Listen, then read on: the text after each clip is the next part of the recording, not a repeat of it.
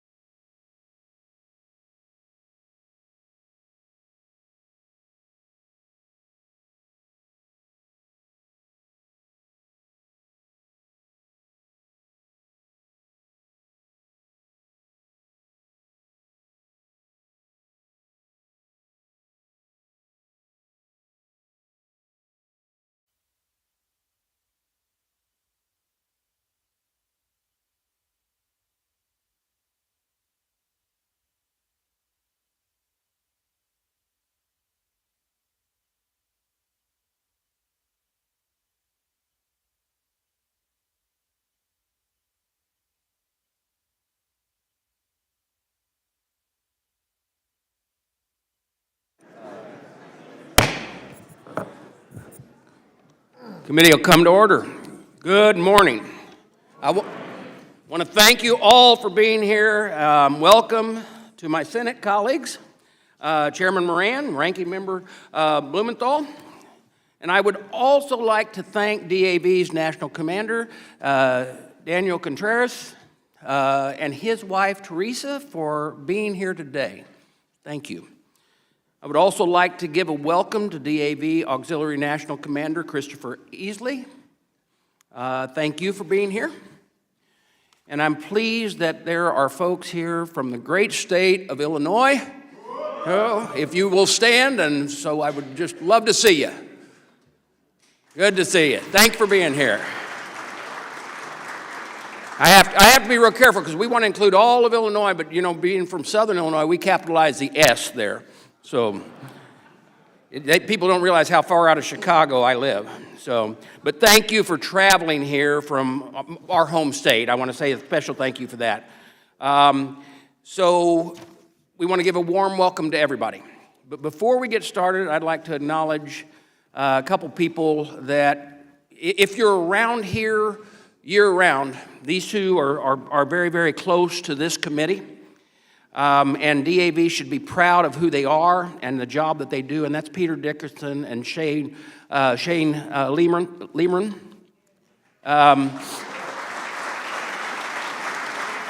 And for all of their national staff, but let me tell you, they work hard on your behalf. Veterans make they make a real difference for you, okay? And I want to tell you that we're continuing to keep them in our prayers as they're trying to heal up. Both of them have had a health issue, and we're hoping for their speedy recovery. Well, this Congress marks a decade on this sacred committee for me. And this is my second term as chairman. And it's an honor to serve you. The mission of the VA committee has always been personal to me. Many of you have heard my story of how I grew up around veterans, how my father, Army veteran, and his brothers. My grandfather, one Navy, one Marine. Hoorah! Yeah. An uncle, Marine in Vietnam, that was victim of the ultimate oxymoron, friendly fire, but was very successful in life and still alive and doing well. And that has a whole lot to do to the VA and his services he receives there. Myself as a Marine, my son is a Marine, my grandson is a Marine. Hoorah. So you know how personal this is to me. And every time I sit at this dais, I'm reminded of how important this is. And the debating, whether it's debating with the agency or the other side of the aisle, it's always my focus is on the veteran. Many of you have watched me and known me around here, and you see this dirty bracelet cord right here? I've wore that ever since coming to Congress, and then I'm going to tell you the story on that because about a year and a half ago, the guy who gave me that, we lost him. We just knew him as Lieutenant Dan, and he's a Vietnam veteran, and he made these cords, and he came to me just after I was elected to Congress, and he said, I'm going to give you a couple of these, and I want you to wear them on a regular basis. He says, because every time you look down, I want you to remember who you serve. And that helps tremendously. Now for me, it's always been about the veterans. It's not about protecting government bureaucracy. I know the sacrifices each of you have made, especially our disabled veterans community. Each of you has fought to protect our constitutional rights. I'm particularly proud of the work DAV has done to help disabled veterans and their spouses find meaningful employment. You know, in the testimony that is given by you today, that recovery from an injury is not complete until the veterans are able to find meaning and purpose. I look forward to hearing more about the DAV, what the DAV is doing to help disabled veterans and spouses reach their professional goals and how Congress can help. DAV plays a vitally important role in making sure we advance common sense proposals and conduct oversight to meet the needs of the entire veteran community, no matter where they live or where they want to work. Veterans should have the freedom to use the benefits of VA and that VA offers in exchange for their service to meet their individual needs. And they shouldn't spend hours driving in a car to get them, or combing through wonky paperwork for months on end, or needless waiting for a phone call to get a simple answer. You know where VA is falling short, and you know where we need to push the agency to bring it out of the Stone Age and into the New Age. You have my commitment that as long as I'm in charge, we will continue to fight for you, the hundreds and thousands of veterans outside the DCA Beltway who just want their health care on time and their benefits when they need them. You know, this old corporal takes this mission seriously. And I know our new VA secretary and my friend Doug Collins does too. Under President Trump's leadership, I know we're going to put you, the veteran, and the VA service back at the center of VA mission. And when the bureaucracy tries to get in the way, I will continue to be the first to hold them accountable and get the answers for you. We made great progress through the Dole Act last Congress, and I appreciate the AV's support for this legislation. By working together, we can accomplish some tremendous wins. Because of the Dole Act, we have a law that will help streamline the disability claims process, reduce veterans' homelessness, strengthen mental health care, and improve access to at-home care, and much more. The Dole Act was a great victory for our veterans. But there's much more that we can do and will do with your help. Now, my door has always and will continue to be open to you. We must deliver for our veterans to protect their health care choice, expand economic and educational opportunities, streamline benefits, and get it done. I promise to keep up the fight. We all are in together. Now is not the time to take our foot off the gas. I look forward to completing our mission alongside of you. Thank you again for being here today. And with that, I now recognize Chairman Moran for his opening comments.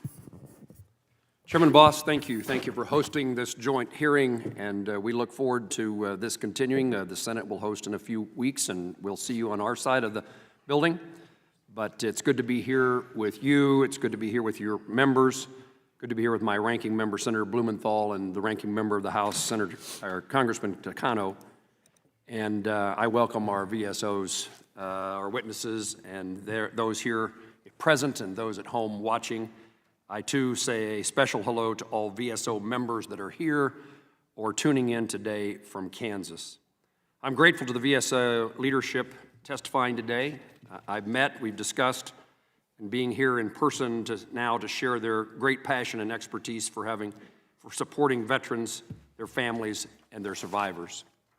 Policies and programs that we will discuss today depend upon a strong and effective workforce at the VA to deliver the care and benefits veterans deserve. I'm committed to working with VSOs and my colleagues to make certain that the necessary VA workforce is preserved as VA implements new federal workforce guidance. This committee has asked, the Senate committee has asked for lists of those who are impacted by actions broken down by location and occupation.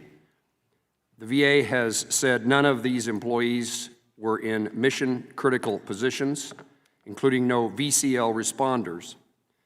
The VA has said there's a process in place that allows for the first senior executive in an impacted employee's chain of command to request an exemption.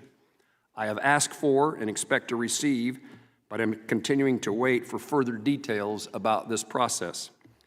The VA must be forthcoming and transparent to Congress, to VSOs, to the public, to its workforce regarding workforce strategy, We're all engaged in attempts to root out any waste, fraud, or abuse that is prevalent or is present, and we're all interested in putting the veteran first. We await additional answers to our questions. I thank you, and I look forward to today's hearing.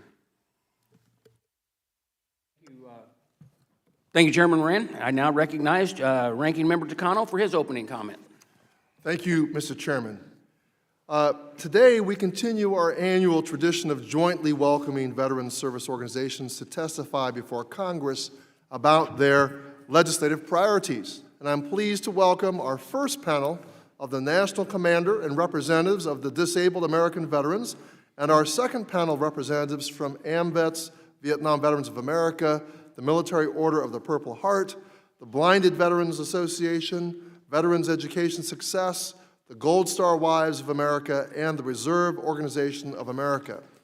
And I'd like to extend a special welcome to DAV's National Commander Dan Contreras, who hails from Sherman Oaks, California. We're practically neighbors, and it's great to see you again, sir. And speaking of Californians, are there any Californians in the room this morning? I see one very special one at the very center of the table. I know he's there to introduce you, Mr. Contreras. He's my neighbor. These hearings are important because they're a great opportunity for us to hear from the VSOs about issues impacting veterans in their daily lives.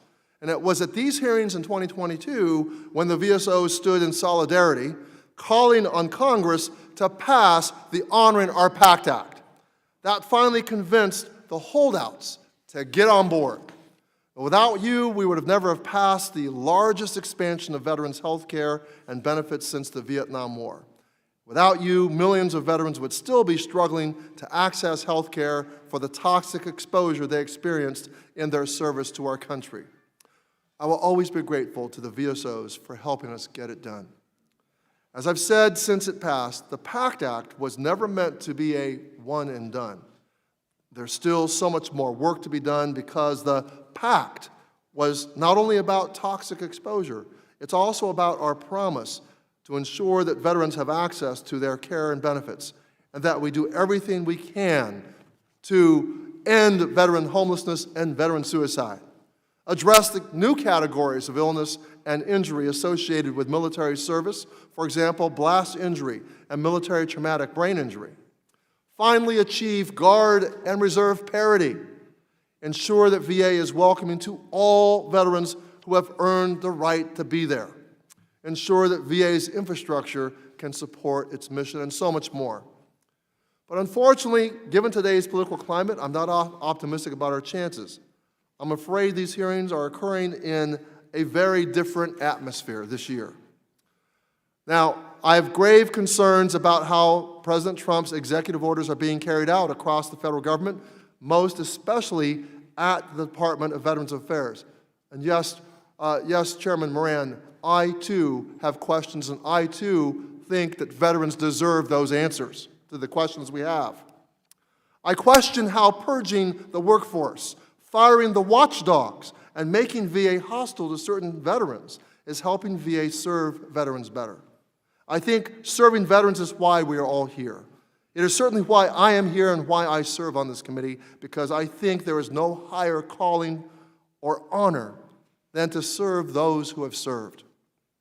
Since he was sworn in, I've requested information from Secretary Collins about his implementation of the executive orders and his employment actions against VA employees, none of which he has responded to. This is very troubling. We deserve answers. It is my hope that I can count on the VSO community to help us hold VA accountable to all veterans, and that you will also hold Congress accountable by making sure action is behind our words, that we are being held accountable for carrying out our constitutional oversight responsibilities by asking tough questions, demanding answers, and taking legislative action when it is needed. We cannot waver on this because we know that veterans are dependent on us. Thank you, Mr. Chairman. I yield back. Thank you, Mr. Takano. I now recognize Ranking Member Blumenthal for his opening comment. Thank you, Mr. Chairman. I want to thank you and the ranking member on the House side and my chairman on the Senate side for your leadership. These issues have been bipartisan, and I think the record ought to reflect, Mr. Chairman, that we have a full room, standing room only. Thank you all for being here today and showing your solidarity with the veterans of America. And we may have a couple of people from Connecticut, I'm not sure, but welcome to all of you. A few. As the chairman indicated, we're here today in support of veterans, and it's very much a family affair. Less than 1% of all Americans these days have anything to do with service in our military, but they are among the most deserving, the most patriotic, the most dedicated among us. Two of my sons have served, one as a combat infantry officer in Afghanistan in the Marine Corps, and the other as a Navy SEAL. And they are both proud veterans, and they keep me on the straight and narrow. We are here today at a pretty momentous and important time, and I'm just going to be very blunt. Our VA is under assault. The veterans of America are under assault. Just last night, another 1,400 members of the veterans' family were fired from their VA jobs.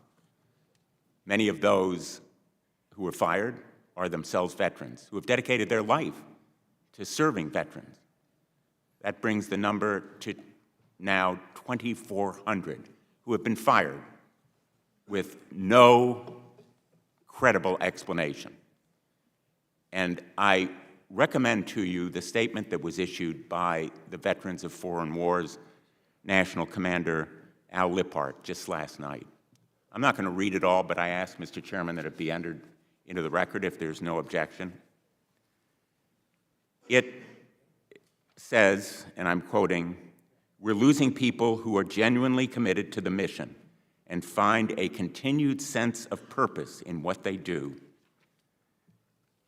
That describes just about all of our VA employees who have dedicated their lives, many of them, to serving our veterans. This past month's assault, in my view, on the VA workforce and on the federal workforce generally will do significant and irreparable harm to the delivery of your care and benefits. As I mentioned just last night, Secretary Collins fired another 1,400 more employees without notice and without cause, and all in the name of cost savings, even though we all know that the costs will be higher in the long run. If you don't care for a veteran when he or she needs it now, it will only be more expensive later. As veterans, you deserve a VA comprised of the very best medical providers, claims processors, cemetery directors, and other critical staff, regardless of cost. But in this instance, the costs will be higher from these supposed savings. In the name of eliminating waste, Elon Musk and Doge are laying waste to the VA. And the VA National Commander put it well when he said that Elon Musk is bulldozing the VA and other agencies. The attacks on the VA staff since January 20th are already having real-life impacts in the field, and all of you are hearing from our fellow veterans. All of you are hearing their stories, their individual life impacts. My office spoke to one employee last night, moments after she found out that she'd been terminated from her job with the Veterans Crisis Line, which of course saves people when they are thinking about taking their own lives. She's a 100% service-connected, disabled veterans and an active-duty military spouse with outstanding performance reviews. Her job is to ensure training is provided to other Veterans Crisis Line responders, empowering them to do their jobs better. Another 100% disabled veteran who served his country for 14 years, did 4 combat tours, and has 10 years of service. Fired. A veteran who was the lead coordinator on dozens of contracts for VA and had a 5 out of 5 performance rating on her last review. Fired. A disabled Army veteran who successfully transitioned out of homelessness and now has a bachelor's and 2 master's degrees, and who chose to serve his fellow veterans on the Veterans Health Administration. Fired. I could spend the rest of the morning with a list. Real-life impacts. These men and women weren't fired because of poor performance. They were arbitrarily fired because someone looked at an algorithm or at a status and saw probationary, even though they might have been promoted and are in a probationary status in that new job, and decided fired. If you believe that the VA is a system worth saving, and I think everybody in this room does, we're going to need your help. We're going to need you to be the voice and face of millions, and I mean millions, of veterans across the country whose care and benefits is at stake. As we begin the first of 6 panels over the next 2 weeks, my fellow lawmakers in both the House and the Senate need you to be bold, candid, and strong. The VFW National Commander noted that next week, on March 4th, he's going to be here before this committee.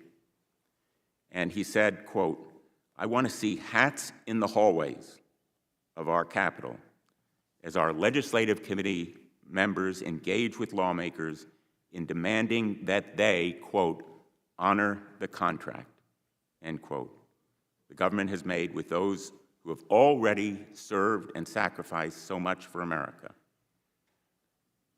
It's time to apply pressure and stop the bleeding, end quote.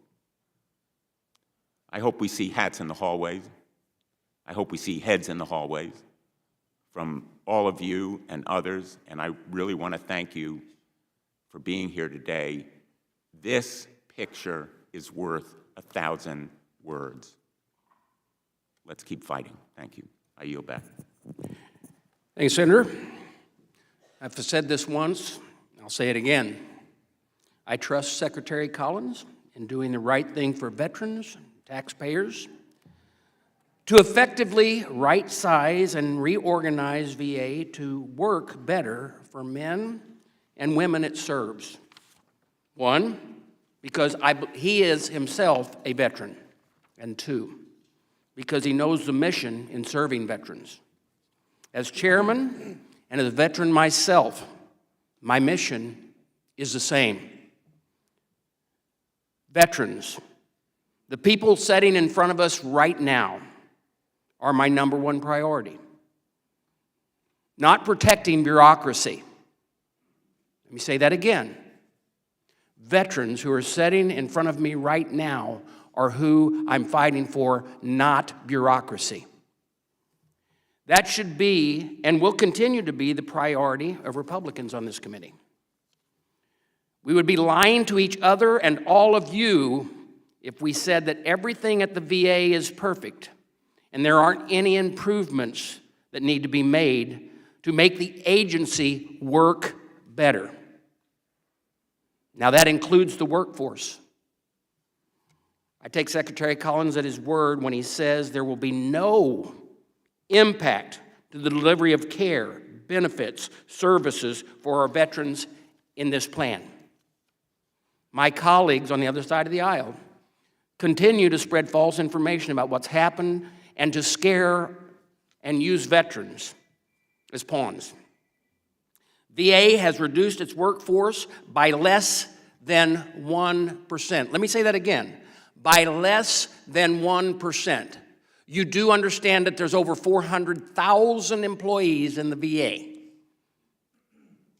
I also want to say the VA had a record of hiring and a surge over this last year. The last administration acknowledged many times that they were overhiring, and we're hoping to manage this problem through employee turnover. We've heard this song before, and I hope my colleagues on the other side of the aisle will stop using veterans and their families as political posturing. I trust that Secretary Collins and President Trump are doing the right thing for the millions of veterans VA serves.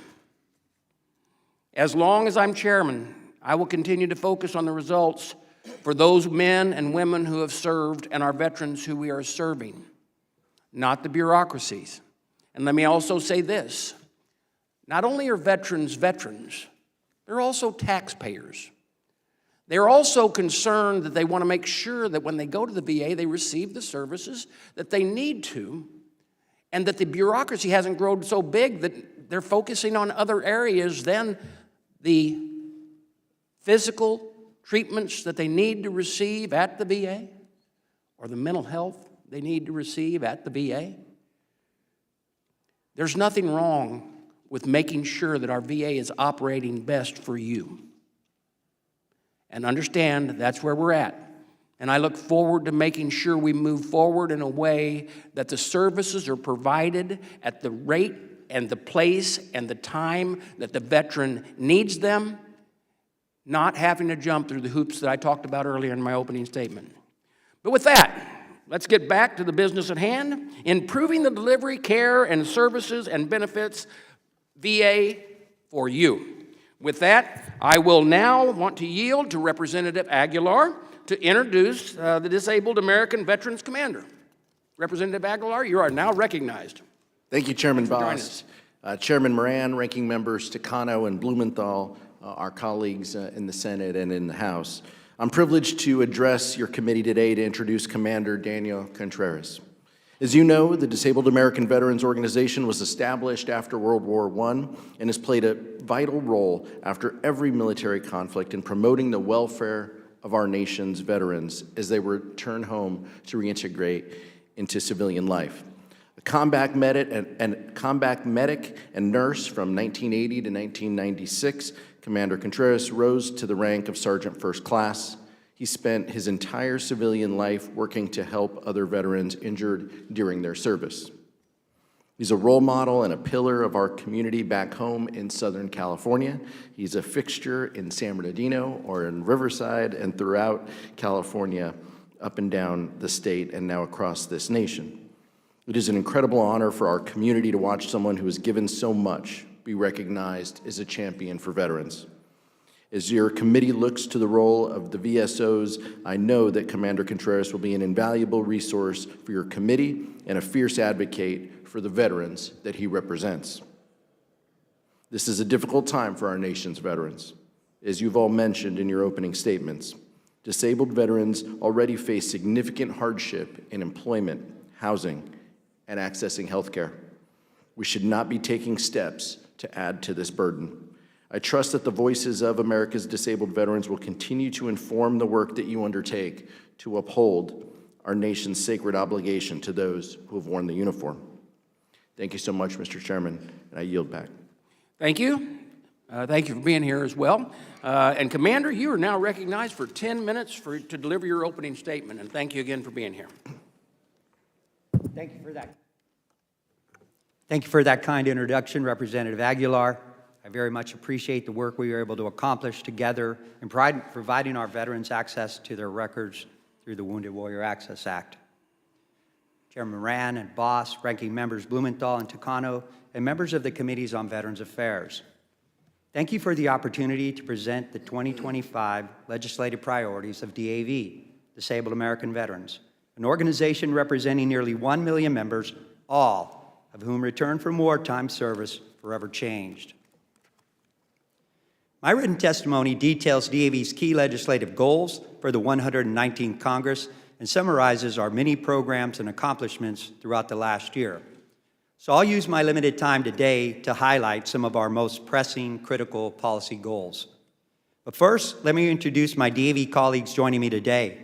National Adjutant Barry Jasnowski, Washington Headquarters Executive Director Randy Reese, National Service Director Jim Marsalek, National Legislative Director Joy Elam, National Voluntary Service Director John Kleindienst, National Caregiver Support Program Director Ron Minter, National Employment Director Lamar Kauser, and Auxiliary National Commander Christopher Easley.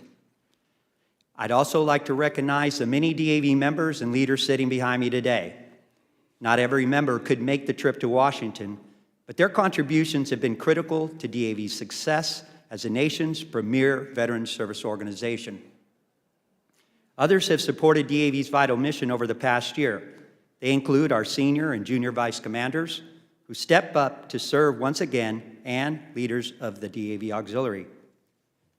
I wish to express my gratitude to our National Executive Committee and members of the National Legislative Interim Committee, the Department of California, as well as my Chief of Staff, Enrique Ramos, for all of their support.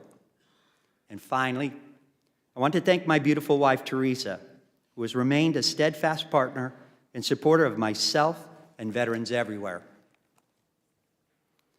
Mr. Chairman, I sit before you as a service-disabled veteran who served as a combat medic and nurse for 16 years.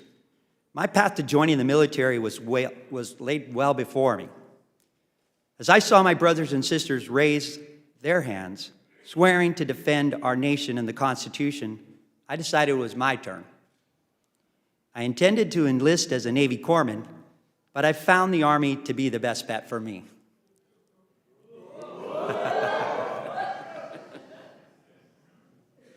The Army offered me an immense opportunity that continues to pay dividends today. As a medic, it opened up the world of caring. Once I saw the healing side of service, I knew I was hooked. While my time in uniform ended, my career helping veterans was taking flight. Early in my civilian transition, I reconnected with an Army buddy who introduced me to DAV and the services we provide. What drew me to this organization more than anything was a chance to secure justice for my fellow veterans and make sure that a sacred promise was kept. It was a new kind of caring, one that doesn't go away as we get older. Mr. Chairman, veterans need access to a full continuum of long-term care and caregiver support. That necessity has grown substantially and will continue to do so as veterans who served in America's longest war continue to age. The Department of Veterans Affairs projects that in 10 years, the number of veterans aged 85 and older will increase by a third, and women veterans in this age group could more than double. To meet aging veteran needs, the VA offers several caregiver support programs. However, gaps still exist. Veteran caregivers have proved to be life-saving. They provide some of the most essential support to veterans, putting in countless hours, often sacrificing their own well-being to care for another. And many do so by foregoing a traditional career and at a great cost to their personal health. But caregiving isn't without its own costs. Taxpayers benefit because of the services caregivers provide, which keep veterans from requiring government-funded assistance. But studies have shown that over 60% of caregivers experience burnout. We see that in the community we serve, and sadly, most don't know where to turn for help. When it comes to caregiving, for me, it's personal. I know it's an area that needs more focus because I live it as a veteran and a caregiver to my wife, who is battling stage 4 cancer. Having this experience that no one asked for provides insight. I've stood by her side through multiple surgeries, during chemotherapy, radiation, infusion, and a medical trial. Like every caregiver I know, I do it all in a heartbeat. And I know with every fiber of my being that if the shoe were on the other foot, she'd be there for me. This is such a crucial area, and we need to help veteran caregivers by providing comprehensive resources, including training and financial assistance, and requiring the VA to offer more assisted living care options. At DAV, we operate our own caregiver support initiative to help these unsung heroes. Since its inception in October of 2023, DAV Caregiver Support has connected over 1,400 caregivers to a host of public and private resources. While we are exceptionally proud of the success of our program, the responsibility to provide such support ultimately rests with the VA. And we urge Congress to increase resources for expanding home-based services and create assisted living options for service-disabled veterans. This will help us ensure that veterans can live in their own homes with respect and dignity. Mr. Chairman, another crucial and critical issue for DAV is ensuring that no toxic exposed veteran is left behind.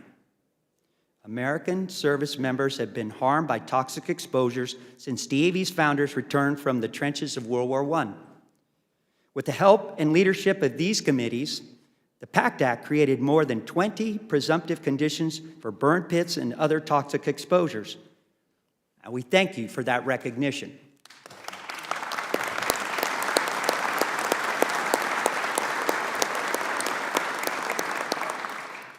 In addition to expanding health care access and benefits to millions of veterans, they are no longer burdened to prove their exposures caused these cancers and illnesses. And while the PACT Act has been transformational, the law does not cover every toxic exposed veteran.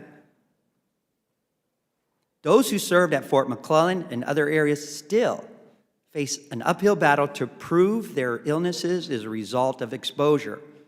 But doing so can be impossible, especially years or decades later. And it also did not include adequate accountability and transparency. That's why DAV and the Military Officers Association of America researched the history of presumptive conditions for toxic exposures and produced a groundbreaking report. And we found that veterans had been forced to wait on average more than 34 years after exposure before VA established presumptives for benefits and health care. Saying that that is too long is an understatement of massive proportions. Veterans have died waiting for justice that eludes their survivors. But if we continue teaming up, as we did to get the PACT Act to the President's desk, we can make such injustices a thing of the past.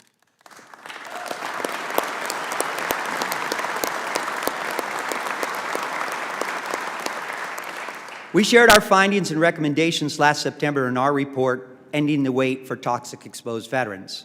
And based on our findings, we call on Congress to pass legislation that would expand research on toxic exposures, launch an independent scientific review process, and establish a Veterans Advisory Commission.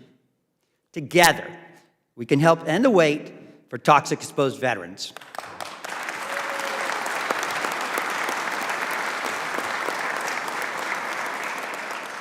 Mr. Chairman, a fully funded VA is absolutely vital to ensuring ill and injured veterans receive the care and benefits they have earned. Underfunding or delayed funding can have dire consequences for veterans who rely on VA disability compensation or health care.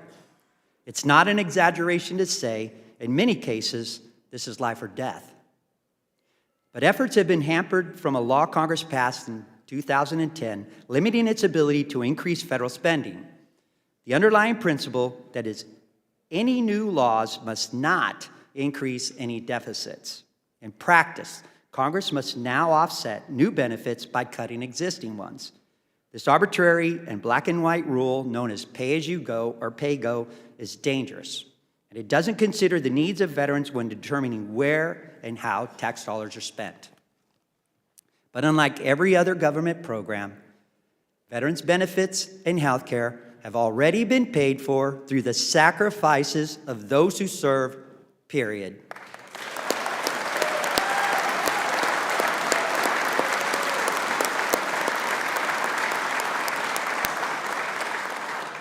And there are other drastic proposals that seek to balance the federal budget on the backs of those who guaranteed a free and prosperous nation.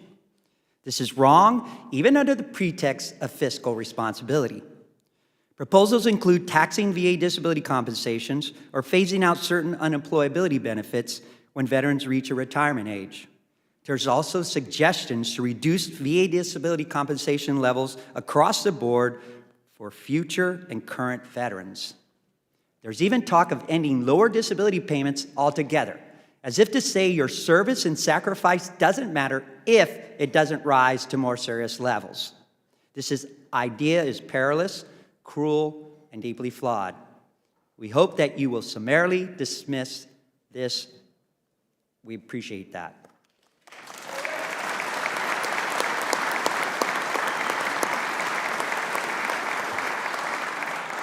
Mr. Chairman, we must ensure that the new administration's promise of a golden age for America strengthens how we care for our veterans. But we're seeing organized efforts to curtail what veterans have earned and deserve. A VA that is laser focused on providing the best possible care and timely benefits to veterans, their families, caregivers, and survivors. To follow through on this promise, veterans need Congress in their corners as they have been in ours. In this gilded era, we must ensure that veterans' benefits are reinforced, not clawed back. The Department of Veterans Affairs needs to be fully funded and have predictable budgets. Veterans' health care should be enhanced and streamlined, all while ensuring VA provides the right options to meet their evolving needs.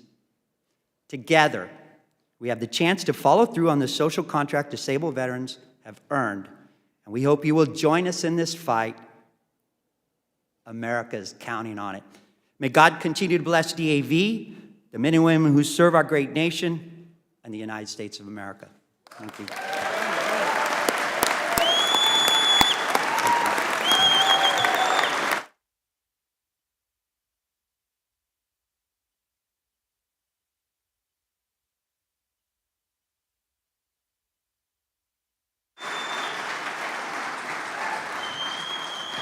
Thank you, Commander Contreras, and for your testimony. And members be advised that rather than our normal 5 minutes, we'll have 3 minutes for the sheer number, and we have a second panel to get to, but we do want to get to the questions. And I'll recognize myself for 3 minutes. With that, Commander, DAV supports my bill, H.R. 740. That's the Veterans Access Act of 2025, which expands community care options. Can you explain what this bill would do in support of our veterans?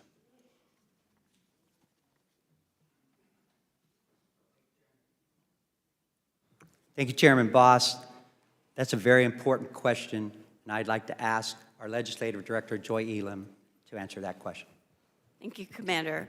We appreciate the Access Act, and I know that for a long time with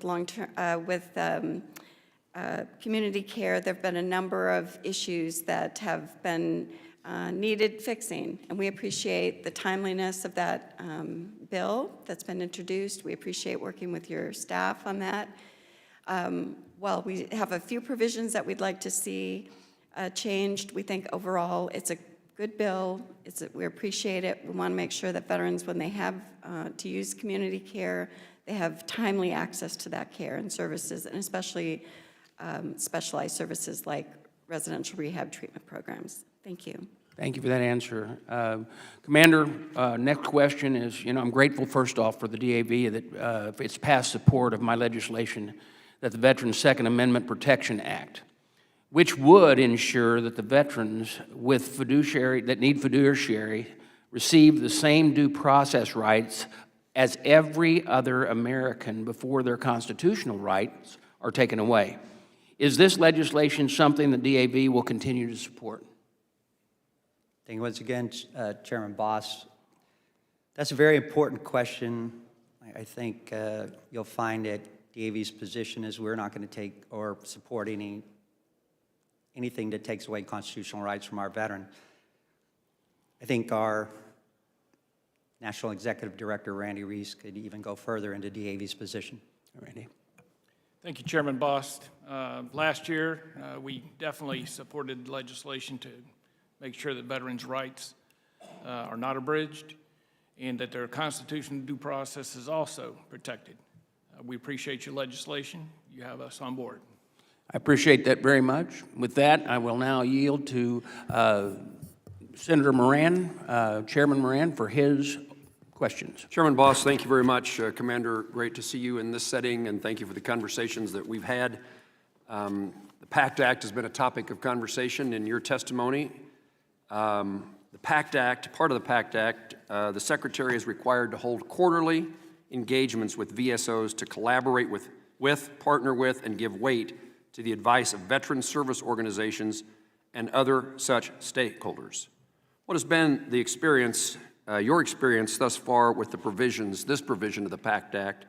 Could you describe whether these engagements are taking place and what value they provide to veterans? What type of insight and feedback are you able to provide the Secretary on behalf of your members during these engagements? Thank you, Member Moran. That's a very insightful question, and I know that our National Service Director, Jim Marsalek, could provide great insight into that. Marsalek? Thank you, Commander. Yes, so the quarterly updates aren't occurring, right? We do provide, the VA does meet with us frequently, so we are collaborating a lot, but we're not getting the information we really need. And as you know, our ending the wait report that we published, 34.1 years on average from the time a veteran's exposed to a time of presumption is actually established. It's very concerning. It's way too long. So we got to do better. And part of the PACT Act required the study to begin on Fort McClellan and those exposures and what residual disabilities can be attributed to those exposures. That study started 30 months ago, and we still don't have any updates to what's occurring. So VA does got to provide more regular updates with more information and be more inclusive in these studies when we're talking about establishing. In addition to providing information, the goal of that provision is for you to provide information to them so how they can better implement the act and care for more veterans. True? Absolutely, sir. I appreciate it, although I'm disappointed by your answer, I appreciate your frankness.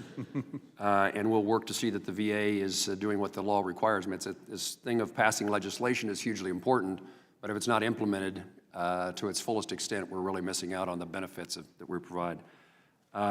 Commander Contreras, what specific strategies can be implemented to close the gaps in mental health care for veterans? Well, I thank you again for your question, Ranking Member Moran. I believe DAV's position is that there should be a comprehensive review on how we can do things, not just one way. And I would say that our Legislative Director, Joy Elam, could definitely give you Ms. more Elam? insight. Thank you, Chairman Moran. VA does a great job on mental health services, providing mental health services to veterans, but there's always room for improvement. One program that we think is excellent program and initiative is their firearm safety counseling. We know that so many veterans who do take their lives, unfortunately, do so using a firearm. It's like 72, 73%. We have to make sure that those veterans feel comfortable being able to talk to their provider and get the access to the counseling that they need to put that time and distance between them and that firearm during a period of crisis. And I think that's one initiative that we can, really VA can continue to build on. Thank you for highlighting that program. Mr. Chairman? Thank you, Senator. Ranking Member Takano, you're now recognized for 3 minutes. Yeah, thank you. Mr. Chairman, you were a bit distracted when Senator Blumenthal asked for the VFW calls on administration, Congress to stop indiscriminate firing of veterans statement. Can we, unanimous consent to have it entered? Without objection, so Thank you. Commander Contreras, did you see the VFW statement last night related to the Trump administration's indiscriminate firing of veterans? Have you seen this statement? Thank you, Ranking Member. Are you aware of it? Takano, we have seen that. Thank you. Do you agree that the indiscriminate firing of thousands of veterans from the federal workforce is troubling? DAV is highly concerned with what's going on with VA because we know that that's going to take away the expedition of being able to accomplish so many things, not only in healthcare, but on claims processing. I would like to ask our Executive Director, Randy Reese, to respond further. Well, if you mind, I just want to get through some of these questions. Sure, absolutely. Do you agree that the termination of thousands of federal employees, including thousands of veterans who are continuing to serve our great nation after taking off the uniform, means that American taxpayers are losing technical expertise, training, and security clearances that we already bought and paid for? That may be Mr. Reese can elaborate. Most definitely. Thank you, Ranking Member Takano. We view the series of actions from return to work, hiring freeze, delayed resignation, probationary employee terminations, all as just unprofessional acts. That's not how you treat people. You don't treat your own staff that way. These are not widgets. These are human beings. That's got to end. Well, thank you. Mr. Contreras, does DAV intend to issue its own statement related to this destruction of the federal workforce? Can you repeat that question? Do you all intend to issue your own statement regarding the destruction of the federal workforce through these firings? We are actively working on our own statement. Thank you. To my knowledge, over 2 million claims under the PACT Act alone, not including regular claims, have been processed. And that's because there was a surge in hiring at the VBA made possible by the PACT Act. I can't name the thousands of claims processors that were hired. But you are aware that the VA told Congress that at the VHA, that we are short and understaffed by 40,000 employees. Does that seem right to you, that number? Joy? Yes, that's what we hear. And, you know, just in terms of providing, the demand is higher for services. We've had the expansion with the PACT Act of veterans coming in, so absolutely, we have staffing shortages that have been noted by the Inspector General. So the PACT Act made 3.5 million veterans theoretically eligible for benefits. In just 2 years, 2 million claims have been processed, made possible by the surge in hiring at VA. And now that they're cutting, VA still tells us that more veterans have been made eligible, but that we are still short 40,000 employees at the VHA to serve those veterans health care. I fail to see any rhyme or reason to these firings, you know, I want to work with the VA to make sure that we hold. I want to work with the DAV to make sure that we hold VA accountable and Congress accountable to make sure veterans are served. I yield back.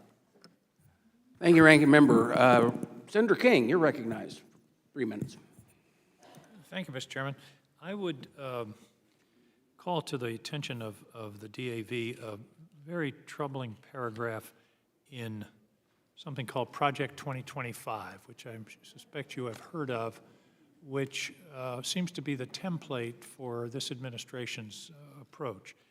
Here's the sentence that I hope you will attend to. The next administration should explore how veterans reviews should be accelerated with clearance from OMB to target significant cost savings from revising disability rating awards for future claimants, and listen to this, while preserving them fully or partially for existing claimants. Mr. Leader, how do you feel about that idea? Well, anything that is going to take, Senator King, apologize. Anything that's going to take away from veterans' benefits, we do not support that. We're aware of Project 2025's initiatives not only to reduce Category 7 and 8, also to tax veterans' benefits or to look at unemployment benefits as far as at Social Security age. So I would say that we would not be in favor of that.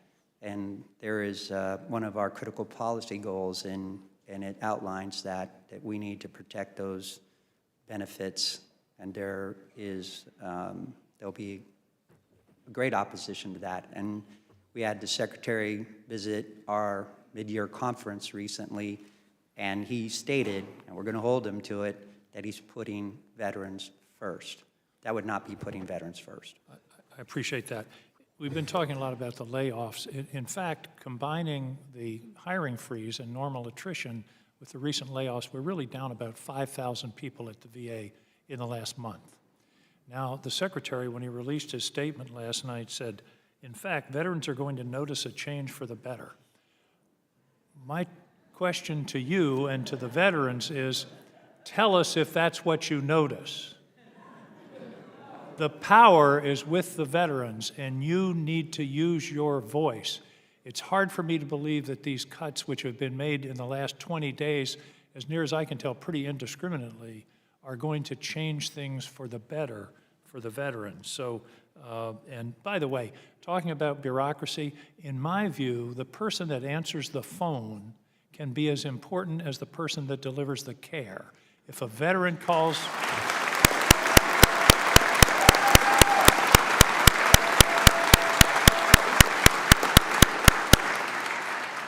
If a veteran calls for a health care appointment and there's no one there to answer the phone, that's a denial of benefits just as sure as if they can't see the doctor. So I hope that the people in this room will hold us accountable, and thereby the agency, the department, the new secretary, to truly putting veterans first. That's an easy phrase to say, but I look at what's actually being done. Thank you, Mr. Chairman, for the work you've done. Thank you, Senator. Representative Radewagen, you're recognized for 3 minutes. Thank you. I want to thank the panel for appearing today, thank the chairman and ranking members, and thank you for your sacrifice and service to our nation. Commander Contreras, what are some of the challenges veterans face when accessing mental health care at VA, and what role do VSOs play in connecting veterans with mental health resources? Representative, thank you very much for that question. It is something that, of course, mental health is a critical issue, not only from suicide prevention and other aspects and alternatives, but I would like to ask our Legislative Director, Joy Elam, to elaborate further. I would just add to that, the timeliness of this is essential in terms of mental health services. VA provides great services, wraparound, all types of options of mental health services, from the crisis line to the vet centers to inpatient care. But those specialized services are really critical to those who are struggling with PTSD and chronic conditions like a substance use disorder. And veterans are telling us they want to get those services. The demand for them is increasing. We need to make sure that we break away those barriers to accessing those services. Thank you. Thank you, Mr. Chairman. I yield back the balance of my time. Thank you, Representative. Senator Tillis, you are now recognized for 3 minutes. Thank you, Mr. Chairman. Thank you all for being here. I have to ask the obligatory question. How many people are either from North Carolina or spent some time at one of our bases? Well, thank you all. Come back and visit. Quick question. I think it's on begins on page 17, some of the things that you all would like to consider as enhancements to the PACT Act to make it work. I think many of you probably know I voted against the PACT Act, but it wasn't for a lack of being a material contributor to it, the TEAM Act and the Camp Lejeune toxics language alone. But I was worried about the implementation. Now, so when you answer, if you can answer and use the balance of my time, one, I still see headwinds on funding. We saw the $3 billion shortfall before, and I see more. I see also headwinds on wait times. These are all things that I anticipated that hopefully we were going to fix before we got passed. Didn't happen. So if you could answer that, and I'd also like to know, I get the narrative about the job eliminations. I particularly have a problem with somebody who's not in the VA suggesting job cuts. But now we have Secretary Collins there, and I have a lot of respect for him. He's an even-keel person. He got bipartisan support. I think he's going to be a good leader. But if y'all can, people are talking about gross numbers in an organization that has tens of thousands of employees. So if you can point to any eliminations that you're aware of today that you think are mission critical to veterans, I'd like to know that. I don't have that information. I don't know if you do yet, but I have requested that. So tell me a little bit about the eliminations, whether or not you believe they're in mission, you have evidence that they're in mission critical operations, and give me some suggestions on homework for how we get the PACT Act to where I hoped it was when we passed it. when we should have passed it, I should say. And I'm assuming that's Mr. Reese. Thank you, Senator. Thank you, Senator. It was a long-winded question. Well, in the big picture, there are lots of our members bringing to our attention that they are leaving the workforce from all the different methodologies that's been put out there.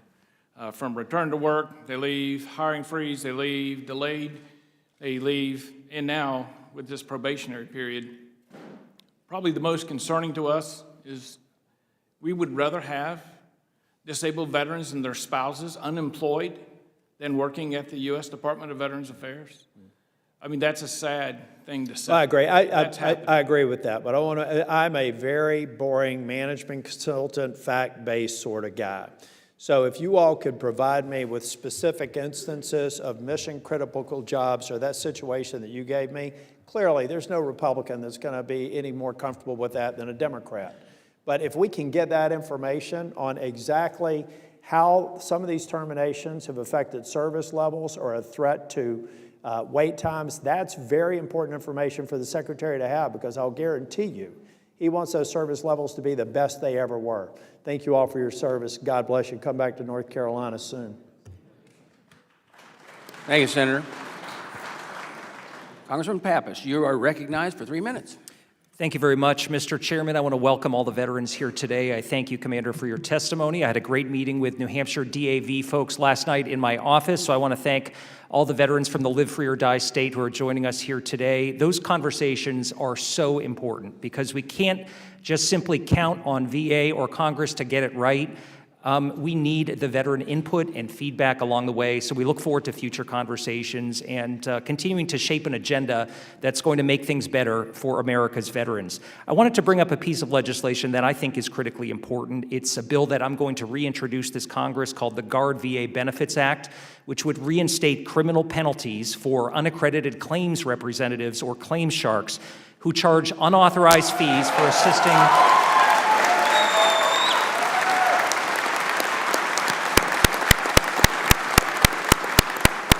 So you've heard of these guys. They charge unauthorized fees for assisting veterans with VA claims. So I want to applaud DAV's VA-accredited representatives, the only individuals who are authorized to prepare, present, or prosecute VA claims under strict regulatory and ethical standards. In contrast, these unaccredited representatives operate without such oversight, often engaging in predatory practices and prey on veterans. It's disgraceful. So VA, in its limited ability, can't enforce the law because of the explicit criminal penalties were stripped from the law decades ago.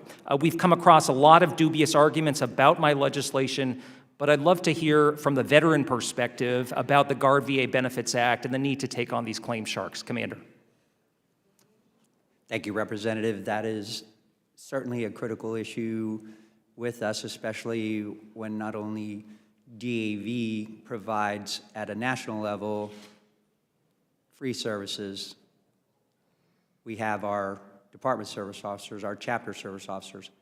I came from the world of being a service officer, and I know DAV is prepared to help in that claims process in any way possible. So we are looking at these predatory actors as really, one, not being competent, but also you're hearing where for a 10% claim, veterans are paying $30,000. That's ridiculous. So we're asking that there becomes more of a process of being able to be accredited with VA and not being able to have access to our veterans, their claims, their information, and also list who's available. We're available, and we can handle it. I know there's been talk that there are so many claims that are going on, but we don't rest on our laurels. We help that one veteran and move on to the next one, and that's what we believe we can do and get rid of these predatory actors. Well, thank you, Commander, for that commitment, for the work that DAV does each and every day. It makes a difference. We want to continue to hear from you as we do our work here in Congress. I yield back. Thank you. General Bergman, you're recognized for 3 minutes. Thank you. Thanks for all of our witnesses for being here. Any Michiganders in the crowd? All right. Any Yoopers? Oh, there's got to be one everywhere. We're required to have one. All right. Well, very good. You know, I'm looking forward to working with all of you, continuing. As a fellow veteran and served all over the world, I've seen the good, the bad, and the ugly of human behavior, but we are a free country because our veterans step up and do what we need to do to guarantee that we have freedom. So let's get to the business here. Commander Contreras, last Congress, DAV endorsed legislation that I introduced along with Congresswoman Brownlee, the Veterans Spinal Trauma Access to New Devices, or Veterans Stand Act.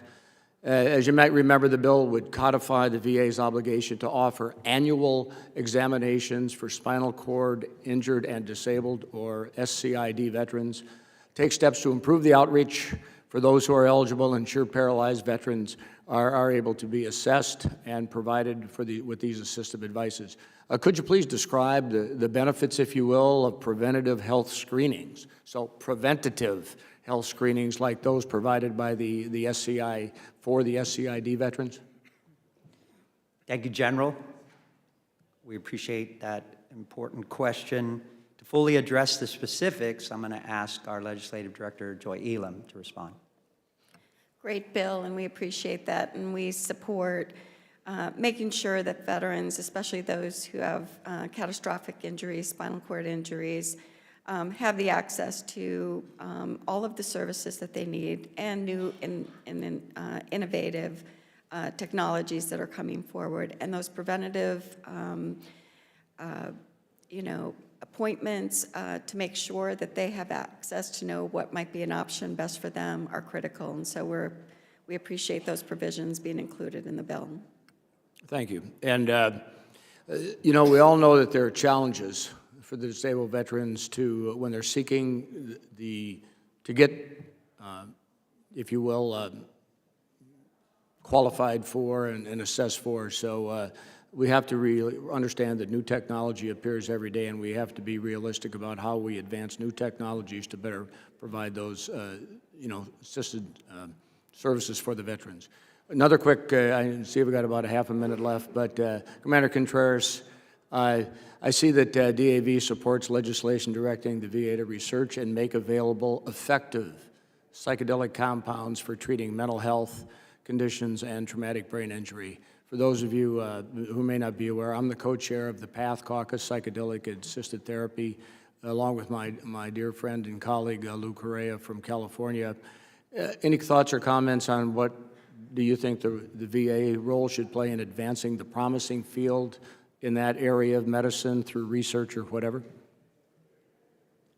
Thank you once again, General, for that question. I could say that DAV's position is certainly that we should look at alternatives.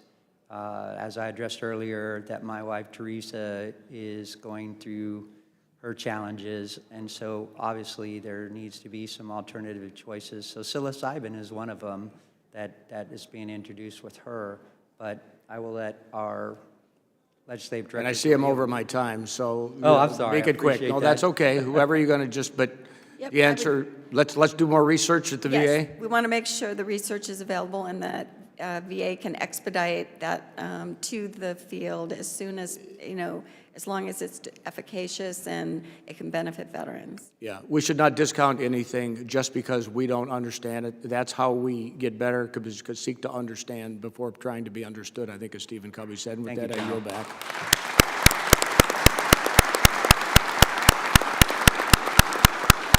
Thank you, General. Representative Sheffers McCormick, you are now recognized for 3 minutes. Thank you, Mr. Chairman, and thank you also to all our witnesses and DAV, and thank you to all of our Florida veterans who are here. I see you in the crowd. Yes. I have real concerns. I feel like we keep focusing on some of the cuts that are being made and the firing, but we have to look at the cumulative effect. And I proffer that any of the cuts that are being suggested that can actually harm our veterans should be completely off the table right now. We have a contract to our veterans, and we cannot compromise them by one of our veterans being hurt. One of the areas that I also wanted to look at, as I have a short amount of time, is focusing on our veterans' access to long-term care. Long-term care has allowed our veterans to stay in their homes and in their communities with respect and dignity and with their families. We have a real responsibility to protect our veterans. And so I wanted to talk about the Homemaker and Home Health Aid Care Program administered by the VA and how it helps our veterans sustain themselves and their families. However, the program is limited to the number of veterans who have the service, which doesn't allow all of our veterans to live with dignity in their homes when they get sick. Ms. Helm, how have your members benefited from the Homemakers and Home Health Care Act program? Thank you, Representative. That is a question that touches on one of our critical policy goals. I'm going to ask our Legislative Director, Joy Elam, to address that. Long-term care options for veterans, a wide variety, are absolutely essential, from that home health aid and homemaker services all the way through community living centers. But we have also, in our critical policy goal, asked for more assisted living options to, again, that might benefit younger veterans who want to be able to live independently but still need some help. So those home health services are absolutely essential all the way through, to meet the unique needs of each veteran. One of the largest payers for long-term care services is actually Medicaid. In fact, 9.4 veterans rely on Medicaid, and there's a proposed budget to actually start cutting Medicaid. These are the compounded effects that we're talking about. And so I also wanted to know, how could cuts to Medicaid affect DAV members? Certainly services that are outside where a program goes away can certainly put more stress on the VA. More veterans may need to utilize their VA services. So we're always looking at the impact of, I know there's some talk again about Medicare subvention issues, veterans that are Medicare age, and also those that perhaps are on Medicaid. So all of those, if a program goes away, veterans still need care, so they're going to probably turn to VA in many cases for that care.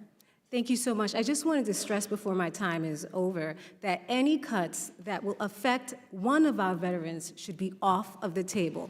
We have a promise to each and every one of our veterans, and we must stand by that. And we must look at the cumulative effect. When we look at the cumulative effect right now, we're looking at tens and thousands of people who have been fired, who are being denied of Medicaid, who will now be sitting there by themselves trying to provide for themselves, and that is not what our country is made for.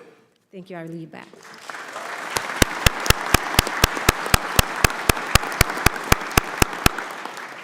Congressman Luttrell. Thank you, Mr. Chairman. And since everybody else is throwing a shout out to their state, where are my Texans at in the room? Yeah, right. There you go. Luckily for you guys, there's not that many of us because we have a tendency to tear things up. So if you guys go out drinking tonight and get in trouble, call me. I won't join you, but maybe I can call somebody. And do I have any Army Rangers? Are there any Army Rangers in the audience? It's tragic. I mean, it's just in my bones that I just cannot. I mean, me and Army Rangers just do not get along at all. I mean, y'all's existence bothers me. I say that, and the reason I do say that is because I have an identical twin brother who was rescued by Army Rangers. So I'm indebted to you guys for the rest of my life. But so this is me saying thank you. Just don't repeat this on social media, and I'm sure nobody in here is paying attention to what I'm saying anyway. Mr. Contreras, I don't have anything for you, sir, so you're not going to be able to pass the football on me. I'm going to go straight to Mr. Marsalak here. To your statements earlier today, and you're engaging with the VA, and it seems to be as if you're kind of hitting a brick wall and there's no responsiveness from the VA. This is the tricky part. So the VA is this big machine. It's this big, glorious machine that we lean on as veterans quite a bit. And it's kind of, I love to wire brush the VA more than anybody. I do. It's like, and I hate doing it, but it's absolutely necessary. And I'm going to provide you some guidance to help out the member of Congress in the Senate. So when you come to us with this problem set, the first thing that when you walk into my office is I'm going to say, who are you talking to? Like, I need a name. I need a time frame and a window that you're engaging with the VA so I can personally, or we can personally, with the chairman and the committee staff's subcommittee, can engage with that particular individual directly so it didn't get tossed into the abyss and nobody is responsive. Because right now, you're fighting, you're pushing a wet noodle up a hill. And I hate to say it, but it's just the absolute truth. So when the organization is engaging with, do that for us, so we can stand alongside you shoulder to shoulder, one team, one dream, right? All that kind of stuff. And I just wanted you to hear me say that to you. So moving forward, as we come out of this, we're moving into the next phase of VA leadership with Mr. Collins in the direction that he is going to take VA. We can provide guidance to him at our level, and then you come up and into the organization, and we're sitting on this up top and coming down in. We meet in the middle, and the veterans are the ones that glory be to God, we increase our quality of life. Yep? Is that a good enough deal for you? Absolutely. Okay. Don't take that personal, Mr. Contreras. That's who I wanted to go to. And Mr. Easley, do you have anything you want to add? You're not going to come all the way up to Washington, D.C., sit in front of a couple hundred people and not say anything. So I'm going to throw you something. Thank you, Congressman. Yeah, you're welcome, buddy. You look lonely down there. Look, I'm down here on the end, too. They can't see us. I'm just so... No, I just want to say, as the National Commander of the Disabled American Veterans Auxiliary, the family side of the organization, we support our veterans. I support my best friend here, Dan Contreras, and I hold my auxiliary members accountable to educate members like yourself at their state level and at the local level and the needs of our injured, ill, disabled veterans and their families. Sure, we need that too. Make no mistake about it. Catch us on the road, catch us in the street, in a restaurant, or at a red light. You're the knowledge base that provides the information that gives Congress the ability to do our job, and that is legislate, okay? Thank you, Mr. Chairman. I yield back. Representative McGarvey. Thank you, Mr. Chairman. That's a tough act to follow. Appreciate that, Morgan. I'm the other Morgan on the committee, but I guess if you guys do go out tonight, Morgan and Morgan will come get you.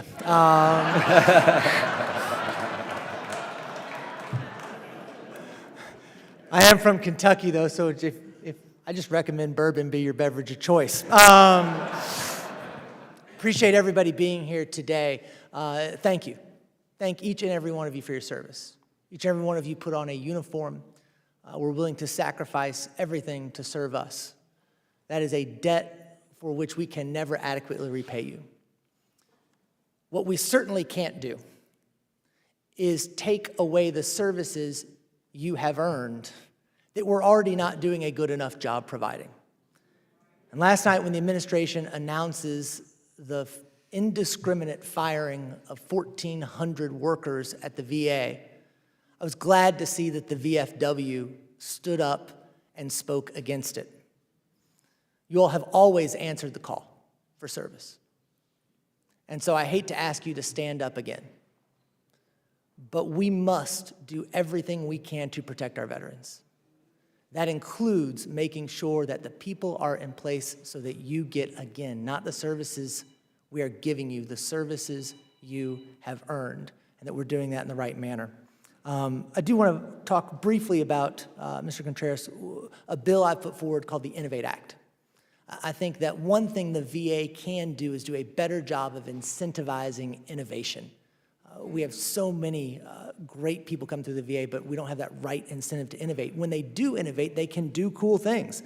There was a pilot last year, the technology-enabled respite home care model pilot.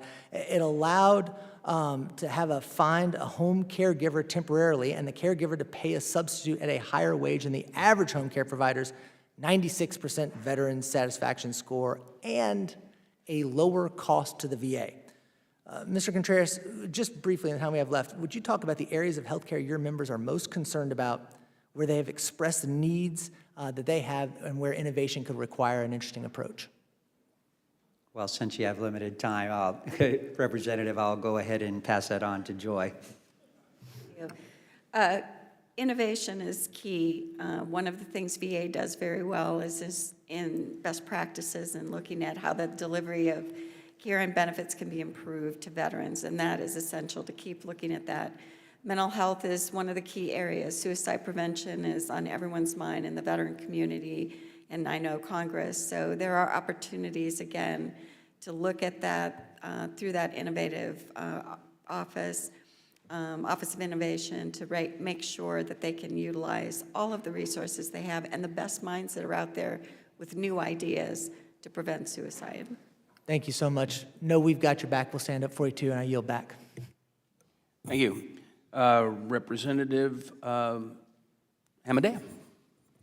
Thank you, Mr. Chairman, and thank you for focusing this committee on putting the veterans first and not protecting the bureaucracy. And I want to thank every single one of you. As a veteran myself, I am so proud to see so many veterans supporting each other. It's a really good sense of community. We all put that uniform on with the American flag on our shoulder sleeve. Didn't matter what race, religion, or what your social status in life was, we all put on that uniform. And for that, I thank you. And our entire country owes a debt to all of you.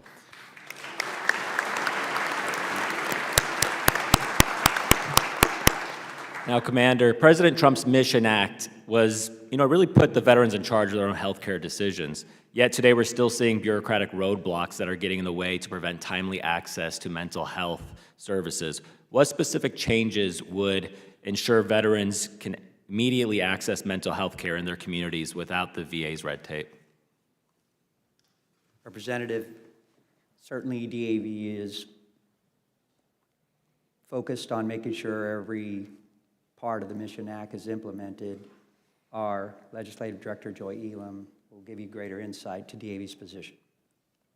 I think there's a number of provisions that are in the Access Act that are positive and can try to overcome bureaucratic delays. And definitely within the community care program, we've heard from members, our members, when you do have to access care in the community, one of the biggest delays is trying to get first connected with the Office of Community Care. And so, that will be essential to try to do that. And to have the providers available that can help forward these referrals, make sure that veterans get the care when and where they need it. Yeah, we heard tragically in some other committee hearings about loss of life, and we need to get better at this, because it doesn't matter where you're getting help at the VA or a community care. It's all about putting the veterans first and ensuring their needs are being met. But would permanently codifying access standards help prevent the VA administrators from making arbitrary denials that put veterans' health at risk? I would just note the access standards are reasonable. However, they can always be better. We want VA to improve access to services. And I think those, some of those details in trying to look at where the holdup is really where we need to targeted solutions to, overcome those issues. Thank you. Chairman, I yield back. Thank you. Representative Budzinski, you're recognized for 3 minutes. Thank you, Chairman.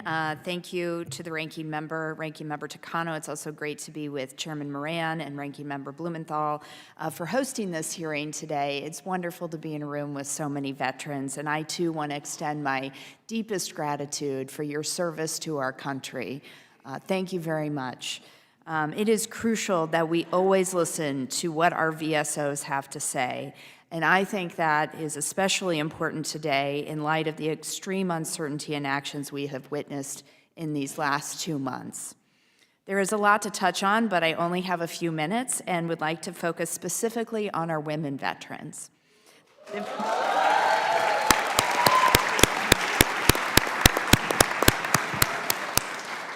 Thank you. The VA, as you know, is a national leader in academic research, health research, providing groundbreaking work on advancements in medical treatments, technology, and training our health workforce. And just as important have been the breakthroughs in the unique care required for our women veterans. One of the actions that we have seen taken by the Trump administration, including within NIH and the VA, is the targeting of research grants that includes certain so-called trigger words. One of these words is the word women. As DAV and many of us here know, research on women is already considered underfunded. And now this administration is taking actions to curtail the little yet incredibly important research being conducted specifically for women's health care. I'm very concerned about how these sweeping attacks on this research will impact women veterans. I recently spoke with members of my own Women Veterans Council at home, including a council member working at the St. Louis VA, who expressed serious concerns that women veterans might lose access to essential gender-specific care. One of the things we can all agree on is that women veterans face distinct challenges both during their military service and afterwards. If you don't mind, it's wonderful to have you here, National Commander Contreras. If you don't mind, I will go to Ms. Elam. It's great to see you again. I know the DAV has a focus on women veterans and has been a leader in advancing the work being done to improve care for them. I've enjoyed partnering with the DAV on these issues and am looking forward to continuing that fight. But Ms. Elam, how could banning or restricting the use of certain terminology, such as the word women, in VA-sponsored research affect our understanding of health impacts and conditions unique to our women veterans? Thank you for that great question. And certainly that would be extremely disappointing because VA really has been a leader in women's health research. No one else in the world is doing the research that VA has done over the last especially the last 10 years, looking at wartime-related service and all of the impact of military service on our women veterans. Our reports, our 3 reports that we've done, the latest one, our Journey to Mental Wellness, was all focused on VA research efforts. And we hope that there will be reasonableness and mindfulness when looking at that, because that would be a real detriment to our women veterans and the step forward and the progress that's been made in providing VA services, which every veteran should have access to, including our women veterans, but they do remain a minority, a statistical minority within the VA. We can't let that slip. So thank you for your attention to that, and we stand ready to work with you. Thank you. I look forward to working with the DAV on this and encourage, again, all of our veterans to speak out on these very important issues. So thank you very much. I yield back. Representative King-Hines, you're recognized for 3 minutes. Hafaday, good morning. I'm from the Commonwealth of the Northern Mariana Islands, 8,000 miles away from here. I want to first of all start by saying thank you very much for your service. And to the VSO, thank you for your fierce advocacy for our veterans. I wanted to go back to the previous conversation with regards to long care support for our veterans, right? So what I'm seeing in my district is that families are basically having to choose between taking care of their veterans or having a job. So folks are literally quitting their jobs to be able to provide that long-term care. And I know that this is a challenge that's very different in rural communities or in comparison to, more urban centers. And so I wanted to kind of hear what your thoughts were with regards to policy specific to remote rural communities. Thank you, Representative, for that question. Looking at telemedicine as certainly an option, but as far as community care, as long as it provides the same quality care that it would in an in-house facility, I'm going to have Joy, our legislative director, further elaborate on that. Thank you. Great question. I think long-term care is on all of our minds. We have a really significantly aging veteran population of 65, 75, and 85 years and older. All of us will need long-term care, especially service-disabled veterans, earlier than usually the general population. Those veterans living in rural and remote areas, such as yourself, really struggle with that access to care, and we're really asking the committee to work on long-term care services and options for veterans to start now to really make this a focus, as well as the VA for the near future, because it's right around the corner where everybody is going to be, really, really needing these services to a greater extent. Thank you. Looking forward to having this continued conversation.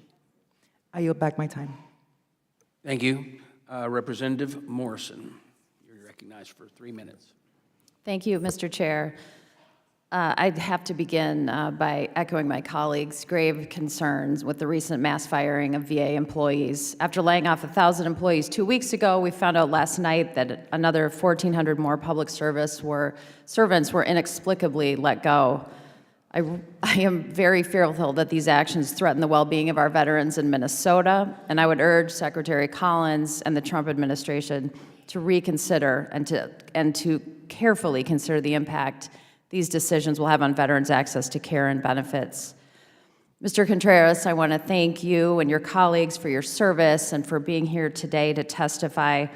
I had the pleasure of meeting with a group of women veterans from DAV of Minnesota yesterday, many, if not all, of whom are here today.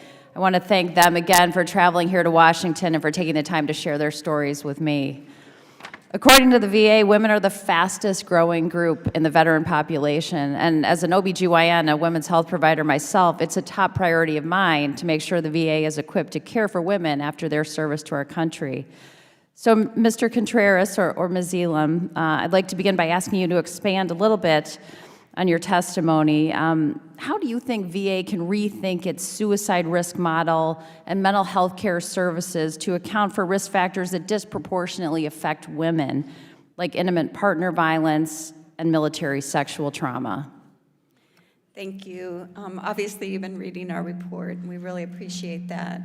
That was one of the things that we identified early on, and we really wanted to highlight. We know that 1 in 3 women experience military sexual trauma. Not that it's also affects our male veterans, but we know for a higher percentage within our women veteran population, women veterans deserve to be able to get the care, the specialized services and care that they need in VA. And VA has worked hard to really increase the providers that serve our women veterans, to make sure specialists like yourself, they have access to them, because much of the care for women, especially maternity care, is all throughout in the community, and so their care can easily be fragmented. So we want to make sure that we're really paying attention to those issues and really work on them, and we look forward, our staff does, to working with you in the future. Thank you. If I may just briefly follow up, as the population of women veterans continues to grow, I think we need to be thinking about how we can expand VA provider workforce for women's health care so we can cut down on wait times for necessary procedures like mammograms and hysterectomies. How would you assess VA's current capability to provide these types of procedures, and what should VA be doing to improve in this area? VA has really tried to increase their workforce, but we always need Congress to provide oversight and attention on that issue, especially women living in rural communities. VA is doing some very specific programming to bring women training providers in those rural areas. But we know we don't have enough providers for women throughout the country and at all locations that are needed. And that population is really growing. The last I heard was about 900,000 enrolled, which is another big leap. So more and more women are getting the word that VA is the place to come for care. You're going to get the specialized services that you need. Now we need to make sure those providers are there and they can get timely, quality care wherever they live in the community, wherever they live.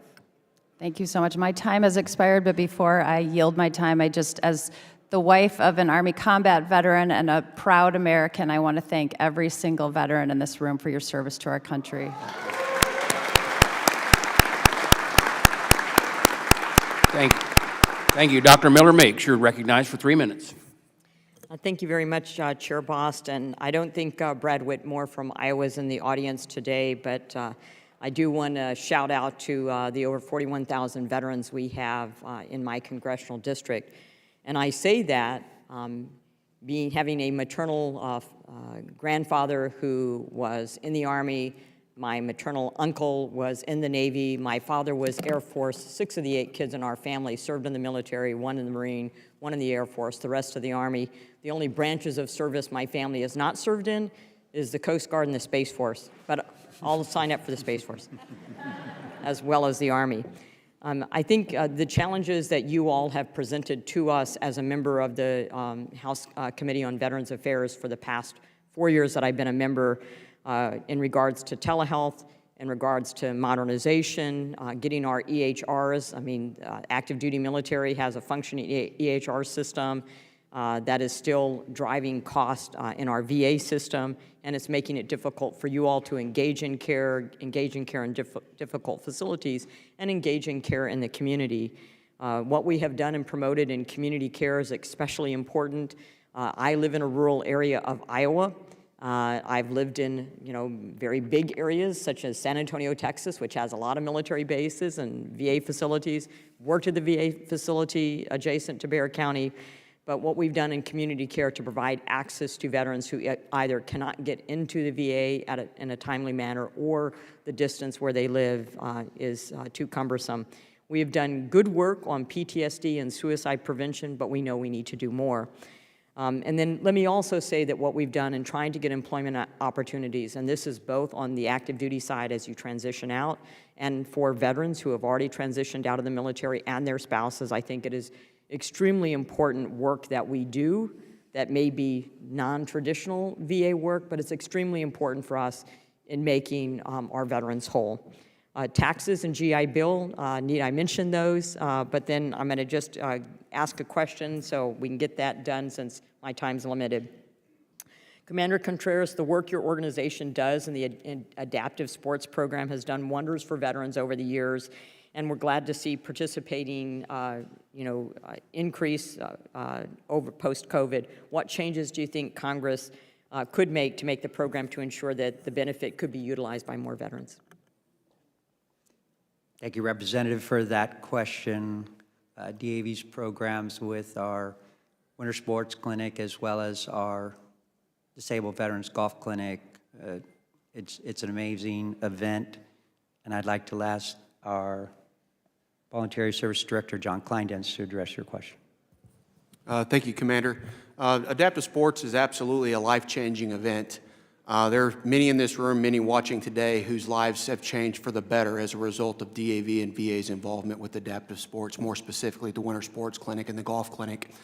I think awareness for the types of programs and activities in the adaptive sports arena could be highlighted, and leaders like yourselves, executive leaders at VA, and their attendance and awareness and education about what we're doing at this event are truly rehabilitative. They're not athletes. They're coming to a rehabilitative event to get reintroduced into an activity that they did pre-injury. So I just think awareness and education and allowing the funding for these types of events to take place is of the utmost importance. I thank you for that. We have a Quad City Veterans Outreach Program in Scott County, which is all voluntary, which recently purchased a school system from the city, which now has a program for adaptive sports, and I think it has done worlds of benefit for our veterans. I could not be a member of Congress if it were not for you all. So thank you from the bottom of my heart for all you do in defending our freedoms, our liberties, and our constitutional. I yield back. Thank you, Dr. Miller-Mix. Senator Haston, you are recognized for 3 minutes. Thank you very much, Mr. Chair and Ranking Member. I want to start by just acknowledging all the veterans who made the trip here today, and especially give a shout out to the Granite State veterans who are in the room. I am also here as the proud daughter of an infantry sergeant from World War II, and am particularly grateful to all of the Army veterans here in the room. I'd also like to join others who've expressed concern about the recent firings at the VA. 1,000 a couple of weeks ago, 1,400 just last night. And I think what I'd like to say to Mr. Musk is this isn't Twitter, it's the VA. To Commander Contreras, I want to see if we can get through 2 questions here. I want to start off by thanking DAV for its advocacy on behalf of veterans, and especially toxic exposed veterans. I was happy to work with my colleagues to develop and pass the PACT Act, but I know, just as the DAV does as well, that more needs to be done to help toxic exposed veterans get the benefits that they have earned and deserve. Unfortunately, as DAV has noted, it takes the VA too long to formally acknowledge toxic exposures. Commander, can you please discuss the importance of ensuring that processes are in place to quickly and fairly process veterans' claims for toxic exposures? Thank you, Representative. That's a very important issue, and it's one of our critical policy goals. And you can see that we worked with MOA to establish the Ending the Wait report, which indicates that there's a lot that Congress can do in order to avoid this long delay. It takes too long to establish presumptives, and if you can see in our critical policy goals, that's a key issue that we believe by preempting and studying these things in advance, we could provide our veterans in presumptive conditions more expedient services. Thank you very much for that. And I now want to follow up on one of the areas that Representative Morrison was talking about, and it may be to you, Commander Contreras, or maybe Ms. Elam. In your written testimony, you discussed the fact that suicide rates among women veterans have been steadily rising. And in DAV's report on women's veterans' mental health, DAV identified that women veterans have several unique risk factors for suicide. Commander, can you describe the importance of tailoring outreach and services to women's veterans and how that can help address the mental health needs that these veterans may have? Thank you again for that question. As you alluded to, this is our third report. This one being the Journey of Mental Wellness. Let's definitely have our Legislative Director, Joy Elam, address that. Great, thank you. Just very quickly, we appreciate your attention to that report and our real concern over women veterans and mental health and some unique risk factors, especially military sexual trauma, making sure that that's in VA's predictive model. We know that veterans are at higher risk who have experienced MST. Right. And so therefore, we want to make sure that's part of that predictive model so there can be outreach to them and prevent, and with a focus on prevention. Thank you very much. And Mr. Chair, with just a moment of privilege, I'll follow up on what my colleague on the other side of the aisle said. My dad, the World War II veteran, used to ask us at the breakfast table, what are you doing for freedom today? Which when you're in fourth grade is kind of a hard question to answer, but it just always reminds me he had the right to ask it. Thank you for everything you have all done for our freedom. Thank you. Thank you, Senator. Commander, thank you for being here. I want to express this to you, but I'm also going to express it to Mr. Reese and Ms. Elam. As we see these changes and the conversation as they go on, if you see a reduction in any service that is due to the change into this administration has made, or if you see or hear of someone specifically that has been relieved and or let go of their duties, that you think is something that we should hear, my office, is always open. The job of this committee is to make sure that the veterans are provided for, as I said before, not that the bureaucrats are protected, but making sure that the services that is provided through the VA are for our veterans to make sure that they're taken care of. And I want to thank all of you, the disabled American veterans, for being here today, for what you've done and what you continue to do. And I want to thank the audience members for coming in from every corner of this United States. And with that, we're going to move to the second panel, but here's some instructions that I need to give to you, please. Because after 11 years of being around here, I understand how this room works. If you would, your exit, please, this way, so that the next panel can come in this way for the flow of traffic. Thank you again for being here. God bless you all. Thank you, Mr. Chairman. Thank you, Ranking Member Takano.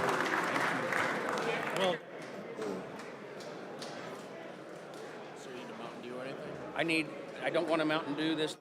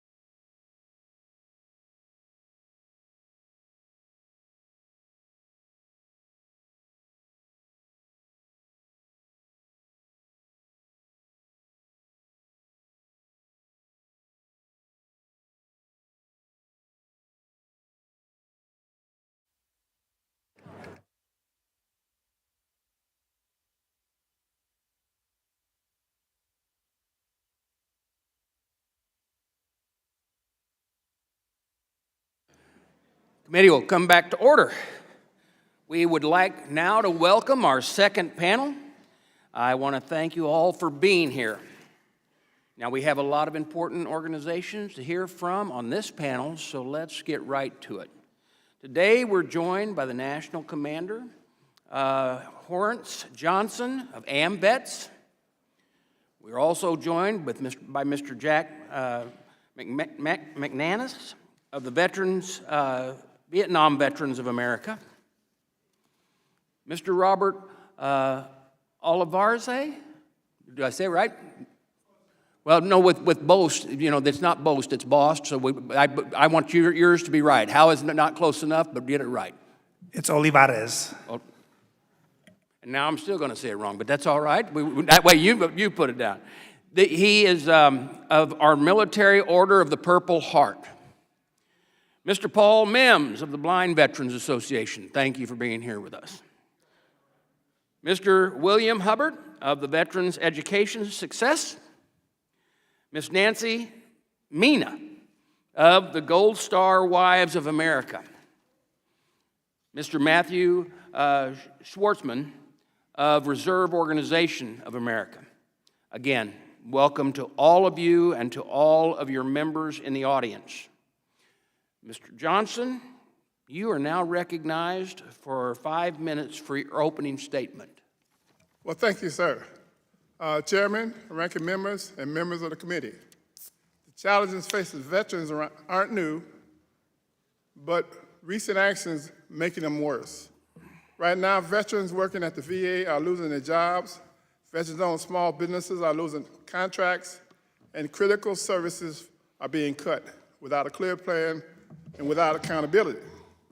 The Department of Government Efficiency, DOGE, is making sweeping changes in the name of reform. Well, real reform means fixing what's broken, not breaking what works. The VA needs improvement, but reckless cuts are not the answer. Veterans should not bear the brunt of mismanagement. Congress must step in before these changes do lasting damages. At the same time, while resources disappear in the name of efficiency, the VA mental health budgets has grown from $600 million at the start of our Iraqi and Afghanistan wars to over $17 billion in 2025. Yet veteran suicide rates remain heartbreakingly high. This crisis isn't about a lack of funding, it's about misplaced priorities. Billions are wasted on ineffective programs, bureaucracies, and contracts that overpromise and underdeliver. And while that money disappears, veterans are left without the care they need. This has to change. Veterans is calling for a real solution. We propose that veteran continuum of wellness, a framework designed to tackle the root causes of mental health struggles. It focuses on early intervention, self-sufficiency, and long-term wellness. It explains access to alternate therapies, including peer-led counseling and community-based support, giving veterans more options beyond traditional VA care and pharmaceuticals. Because when a veteran is struggling, they don't need to be put on a waiting list, another waiting list. They need help when they ask for it. Another issue that has been overlooked for far too long is traumatic brain injury, TBI. Since 2000, nearly 500,000 service members have suffered at least one TBI each year. Over 100,000 veterans seek VA care for TBI. Yet too many are given medical issues medications instead of real treatment. Businesses are shut out. Congress must increase competition, remove barriers for veteran-owned businesses, and hold contractors accountable. There are other urgent issues. Surviving spouses and children of service members receive far less DIC payments than other civilian counterparts. This must change. The Richest Star Act must pass so that medically retired combat veterans can receive both their full retirement pay and disability benefits without penalty. Far too long, veterans and their families have been told to wait while billions are wasted. Veterans are still dying by suicide. Veterans with TBI are still searching for solutions. Veteran-owned small businesses are still being shut out while corporate profits from failed projects. We cannot keep on doing the same thing. Congress must act now. Our legislative priorities will ensure every veteran has the opportunity to thrive. At the same time, Congress must hold underperforming contractors accountable, support veteran-owned businesses, and prioritize competition and innovation. AMVETS stands ready to help with Congress, the administration, and the VA to make real reform happen. Veterans don't need more bureaucracy. They don't need more failed programs. They need leadership. They need vision. They need real results. The time is now. Thank you. Thank you, Mr. Johnson. Mr. McManus, you're recognized for 5 minutes for your opening statement. Morning. Chairpersons, esteemed members of the joint House and Senate committees on Veterans Affairs, and fellow veterans in the room. VVA remains steadfast in our mission to advocate for the rights, health, and well-being of all veterans who have served. We are driven by the commitment that has guided our organization since its founding. Never again shall one generation of veterans abandon another. To divide one's veteran service based upon the distinction in time and location at the expense of another veteran's equally honorable service is an injustice to both veterans. Could we really believe that the sacrifices of the veterans lost in the Beirut barracks, at the embassy in Benghazi, were any less a sacrifice than those lost in Fallujah in Iraq or Khe Sanh in Vietnam? We are American veterans, first, last, and always. Foremost, I must address an urgent matter. That is the need for a full accounting of U.S. personnel categorized as prisoners of war or missing in action from the war in Vietnam. The families of those service members deserve the answers, and you, the members of this committee, multiple committees, representing the American people, owe it to our former fallen comrades to ensure every effort is made to bring them home. We call on Congress to fully fund and prioritize efforts to recover and account for our missing service members in all Vietnam War combat areas. Diligent recovery efforts are imperative and must continue at a fast pace at potential sites which are being altered by construction and by land reclamation. America has made an oath to never abandon our fellow veterans. In keeping this promise, do not allow this time and opportunity to slip away. The health and safety of our veterans and their descendants should be a paramount concern for all veterans, all Americans, excuse me. Therefore, we ask for comprehensive studies to identify and potentially resolve the negative effects of toxic exposures on veterans and their descendants. In this, we hope to identify best practices that will mitigate or eliminate future toxic exposures. Thousands of Vietnam veterans were exposed to Agent Orange in the water and on the ships outside the current 12-mile nautical limitation. We call for amendment of the Blue Water Navy Act of 2019 to extend this arbitrary man-made limit. If you served in the Vietnam Theater of Combat Operations and are entitled to receive the Vietnam Service Medal, you should be presumed exposed. 1,120 women volunteered to serve with the Red Cross during the Vietnam War. 627 of those women worked as donut dollies, and 3 of them never made it home from Vietnam. Providing critical morale boost to our soldiers, these donut dollies traveled by helicopters to forward operating positions as well as in the rear.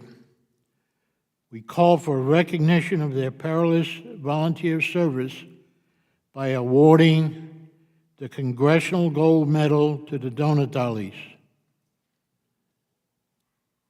I implore this committee to introduce this long overdue legislation. As a personal aside, it would be very important and very critical if we could get the members of this committee to sponsor and introduce the legislation for the Congressional Gold Medal for the donut dollies. Finally, we adamantly oppose any proposed dilution or expansion of the criteria for which the DoD Gold Star designation lapel button is awarded. It should always be for our nation's aspiration to have fewer Gold Star families, not more. We are opposed to any efforts to diminish the noble and selfless sacrifice of those lives ended in military conflict. Thank you for the opportunity to testify. BVA is keen to work with Congress on behalf of our veterans. More of our priorities can be found in our written testimony. Thank you, Mr. McManus. Mr. Olivares, you recognize for 5 minutes. Thank you. Thank you, Chairman Bost and Ranking Member Blumenthal and distinguished members of the Veterans Affairs Committee. I am honored and humbled to represent America's Purple Heart veterans in addressing you today. I would like to begin by congratulating the new members of Congress and expressing my gratitude to those who have returned to serve and enhance the quality of life for our nation's veterans. With the collective efforts that I am confident that the 119th Congress will make significant stride in supporting our nation's heroes. The 118th Congress passed pivotal legislation such as the VA Accountability Act, PACT Act, and the Compact Act, which have made substantial improvements in various aspects of the American veteran's life. This foundation will undoubtedly guide our progress during the 119th Congress. Our nation's veterans answer the call to protect us from the darkest threats the world has to offer. We implore you, this committee, and the rest of Congress to consider passing further legislation that addresses and presents needs of our veterans. We, the Military Order of the Purple Heart, ask for your support in the following. First, the Military Medals Protection Act. George Washington established as the badge of merit, which is the precursor to today's Purple Heart, recognizing the profound significance of the military honors. This act grants the Department of Defense exclusive trademark authority over all military medals, safeguarding them from exploitation and preserving their symbolic value. Commercializing or misusing these symbols diminishes their essence. The 113th Congress recognized this sacredness when they passed the Stolen Valor Act. Let's collaborate and expand their protection and restore the trade word marks to DoD ensuring their unimpaired safeguard. Second, the National Green Alert Act, HR 175-2017 aims to create a specialized alert system for missing veterans. The purpose of this system is to leverage a successful existing alert system like the Amber Alert and Silver Alert, which have demonstrated high recovery rates. The Green Alert system would provide critical response tools to enable specialized response to include public education components to address the unique challenges faced by veterans in crisis. Third, the Healthy Heroes Act. This act addresses veterans' health care crisis, including mental health, substance abuse, and homelessness. This act would introduce changes to the VA healthcare by embracing alternative treatments, such as holistic approaches and comprehensive mental health services. The Military Order of the Purple Heart also requests Congress to expand on the VA dental health care qualifications for all veterans. Finally, the Fulfilling the Legacy Act seeks to rectify a systematic failure that has been affecting all veterans. Financial security, consider the story of 92-year-old Purple Heart recipient who diligently paid survivors' benefit premiums for decades, only to lose $50,000 in premiums when his wife passed away. This is not an isolated incident, but a clear indication and a need for action. This act modernizes the survivors' benefit plan, ensuring that veterans' investments in their families' futures are protected. The military retirees have already met all requirements and have earned health care benefits.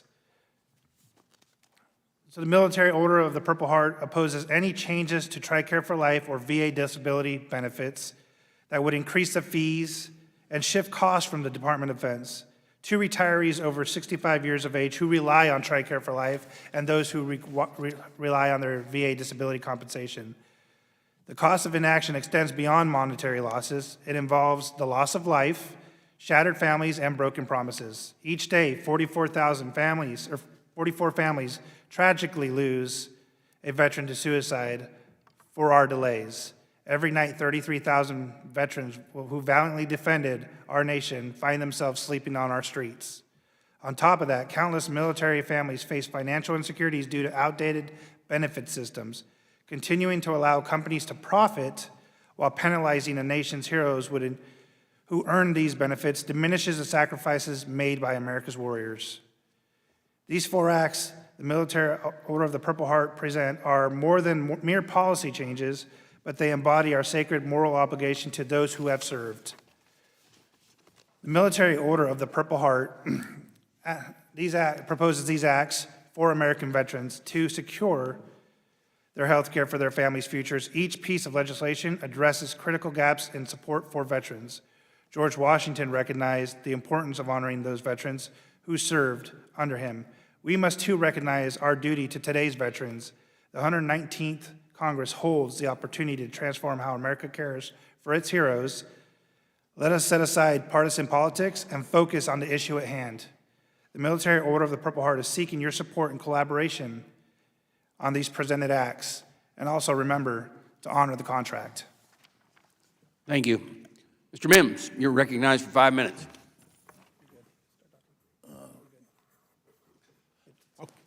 Good morning, Chairman Bost and Chairman Moran and ranking members Blumenthal and Takano and the other esteemed members of the Congressional Veteran Affairs Committee. The Blinded Veterans Association is honored to present our legislative priorities for the coming year as we approach on March 28th, the anniversary of our 80th year of existence.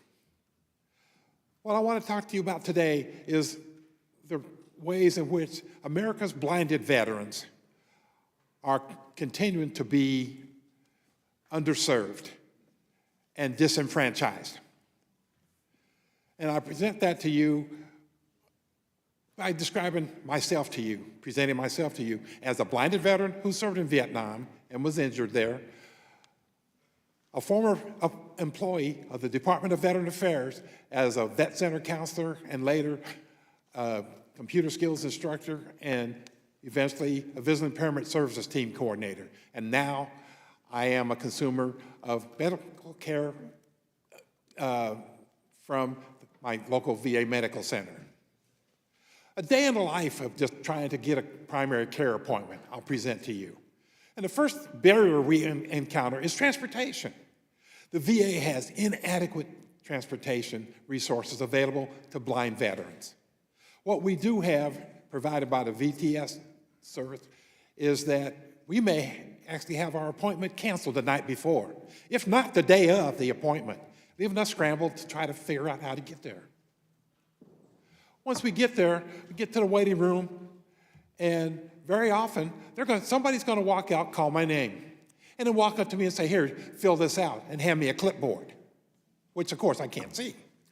Then, when I finally get in, have my appointment, they're gonna give me yet another sheaf of papers and say, here's your treatment plan and your follow-up plan. And so go over that and, I'll see you in 6 months. Okay, then I leave there, I go to labs, or I go to pharmacy. Both are gonna be the same thing. I'm required to take a number from where. And so it's not obvious. And if there's nobody there to help, then I gotta find somebody else that's sitting there, and hopefully there is somebody, so I can ask them, where do I get my number? Okay, now, wait, can you tell me what it is? So that system is not for us. But yet we get through that, and when we go to pharmacy, after we put in our prescriptions, we're sitting in the lobby with everybody else, and what we're tasked with doing is waiting to see our name on the screen, although we can't. So we got to ask somebody else, to find my name if pharmacy doesn't come up with a way in order to inform us that we will notify you when your name comes up so you can come up and pick up your meds.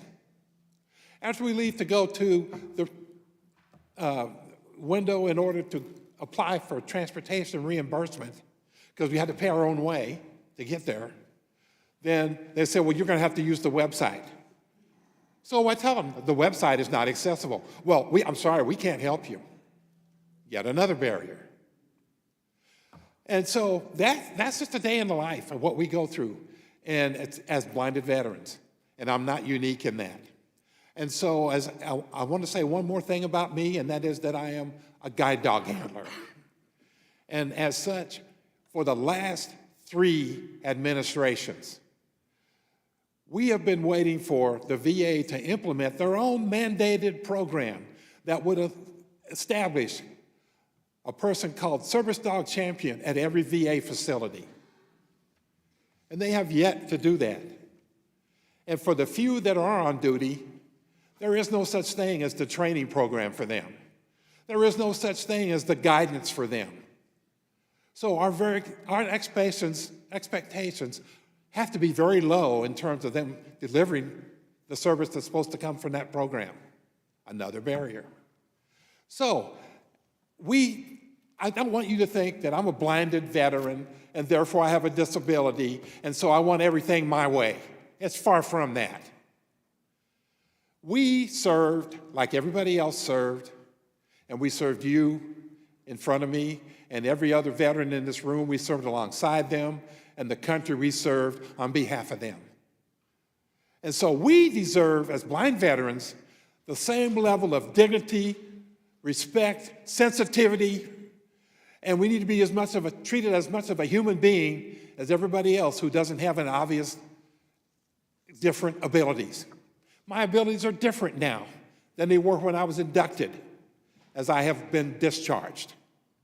And those different abilities don't mean that therefore I have a different level of respect and service that I should be able to expect as I try to access VA's programs.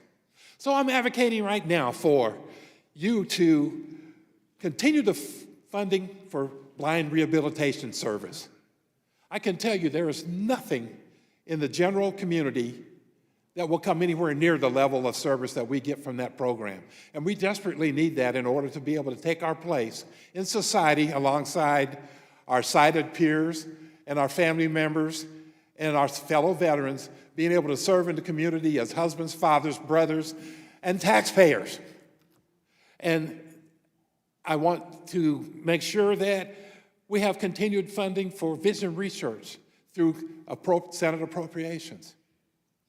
I want the VA to engage on a program that would just come up with training for the ways that they need it. Ones I mentioned, that VA employees don't know how to guide us. So when we go to a clinic appointment, they're going to grab our thumb, wrist, my clothes, my dog's leash, the cane, and whatever they can think of that they're supposed to grab so they can lead us. When in reality, they just need to offer us an elbow, and we can take that, and it's all done. But the VA doesn't see it makes sense to teach them that. And so I asked for that education for the service dog champions.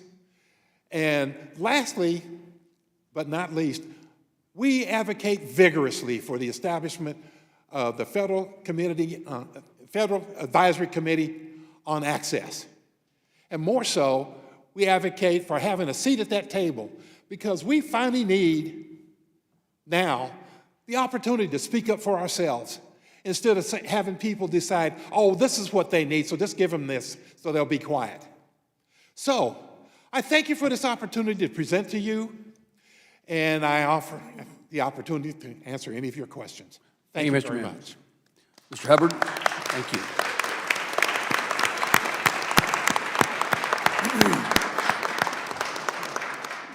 Mr. Hubbard, you're recognized for 5 minutes. Thank you.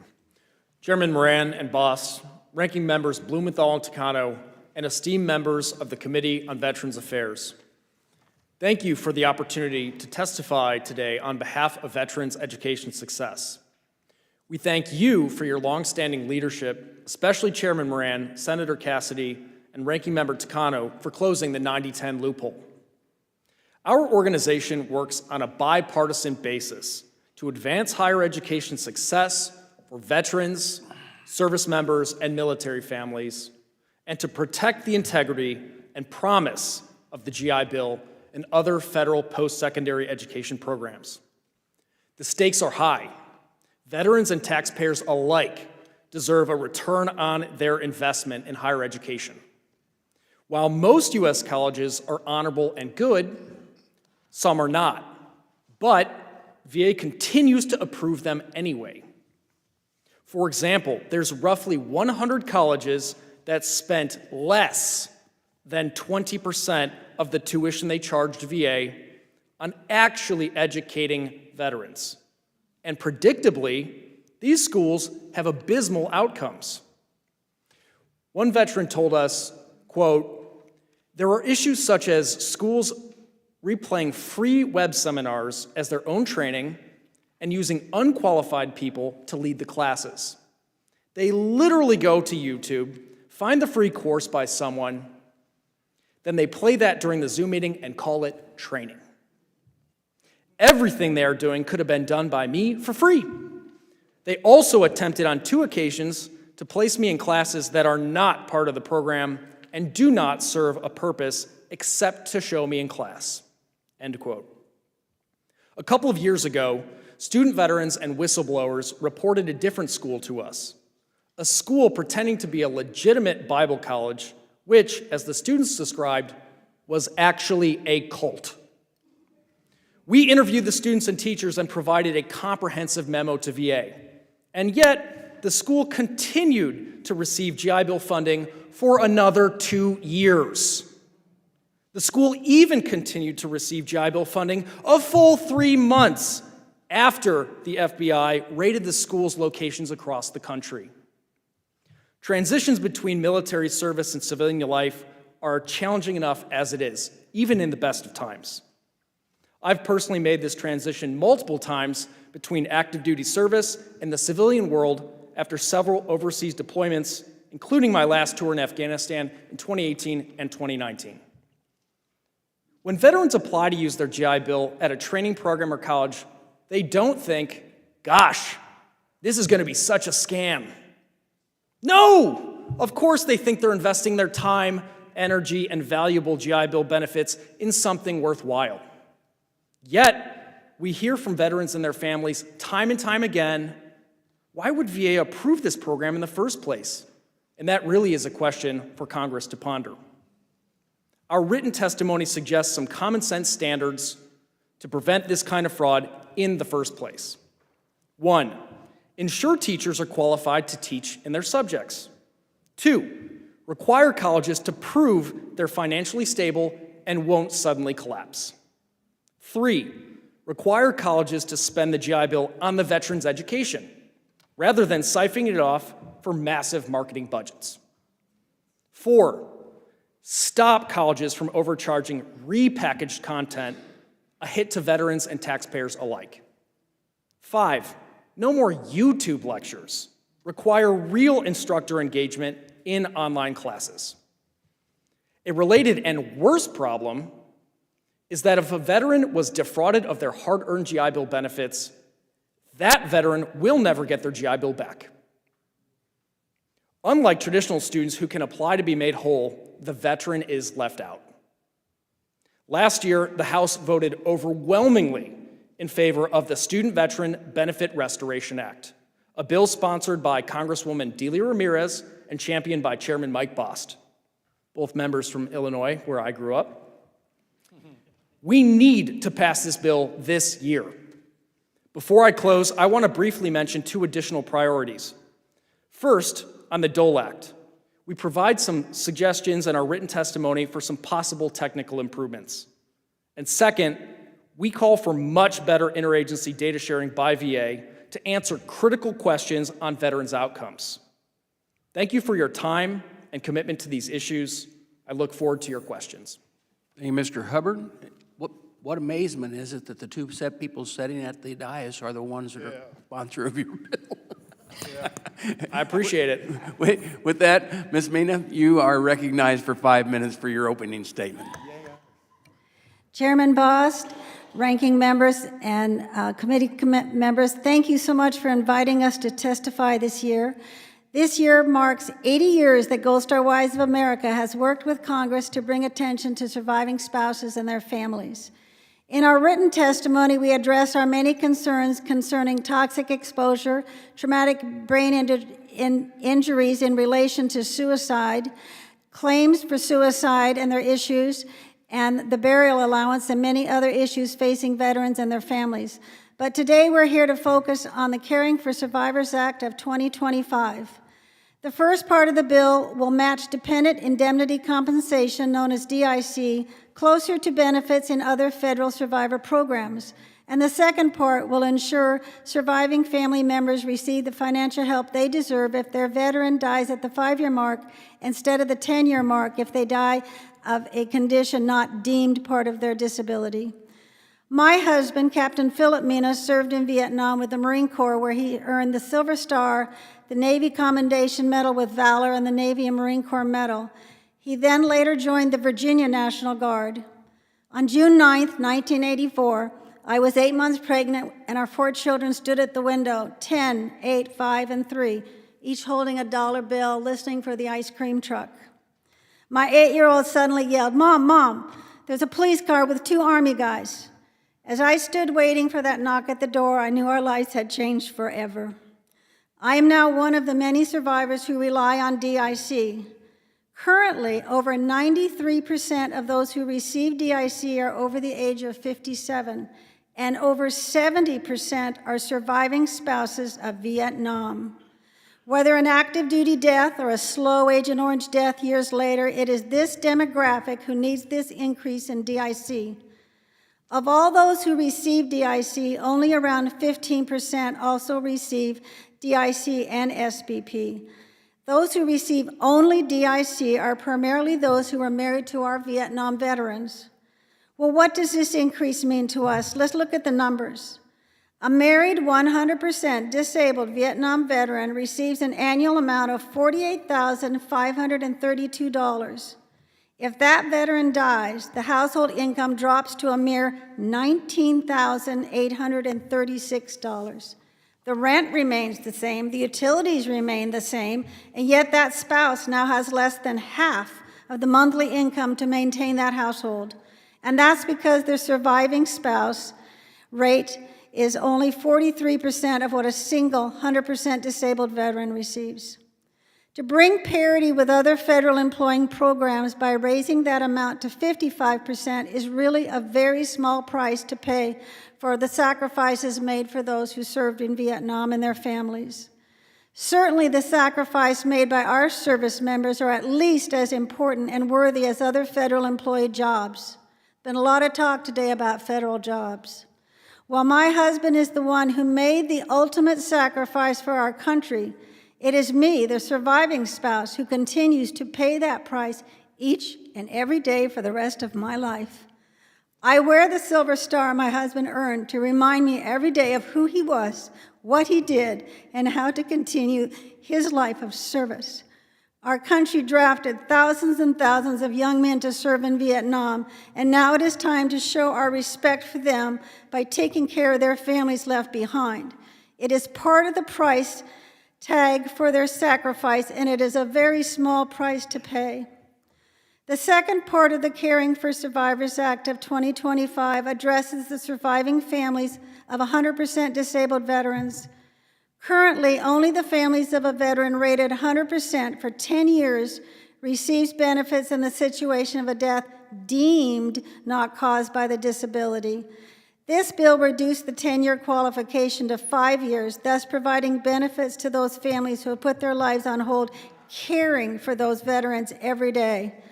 You can pass the Caring for Survivors Act of 2025 to provide just a little more financial ability to pay the bills, to buy that extra bag of groceries or fill a tank of gas. It is no secret how our Vietnam veterans were treated when they came home. You can send a message to them that we recognize and thank them for their sacrifice, and now we'll do better to take care of the family they leave behind. For 80 years, we have come to remind you to follow the words of Abraham Lincoln, to care for him who have borne the battle, and for his widow and his orphan. Thank you. Thank you. Mr. Sportsman, you're recognized for 5 minutes. Thank you very much, Mr. Chairman. Chairman Bost and Moran, ranking members Takano and Blumenthal, and distinguished members of the Committees on Veterans Affairs. On behalf of the Reserve Organization of America, the only national military organization that solely and exclusively supports the Reserve and National Guard, thank you for the opportunity to testify on our veterans' priorities for the 119th Congress. By setting aside partisanship, your committees have consistently extinguished the fires of faction warned of in the Federalist Papers, and have instead kindled a flame of constitutional cooperation seldomly seen within the federal government. That flame was recently ignited with the signing of the Dole Act, which included several provisions modernizing the Uniformed Services Employment and Reemployment Rights Act supported by ROA. ROA is eager to work with you and your staff to build on this success, and thanks you for your hard work in the previous Congress. For over a century, ROA has championed the Reserve and National Guard, advocating for military readiness and national security. The Department of Veterans Affairs is essential to this mission and must ensure the Reserve components receive the support they need and deserve. While my written statement details over 20 actions Congress can take, my remarks today will focus on 3 critical reforms. 80 years ago, President Roosevelt signed the GI Bill into law, issuing an emphatic notice that the American people would not let down their service members. Yet, despite ongoing improvements, members of the Reserve and National Guard are still left behind.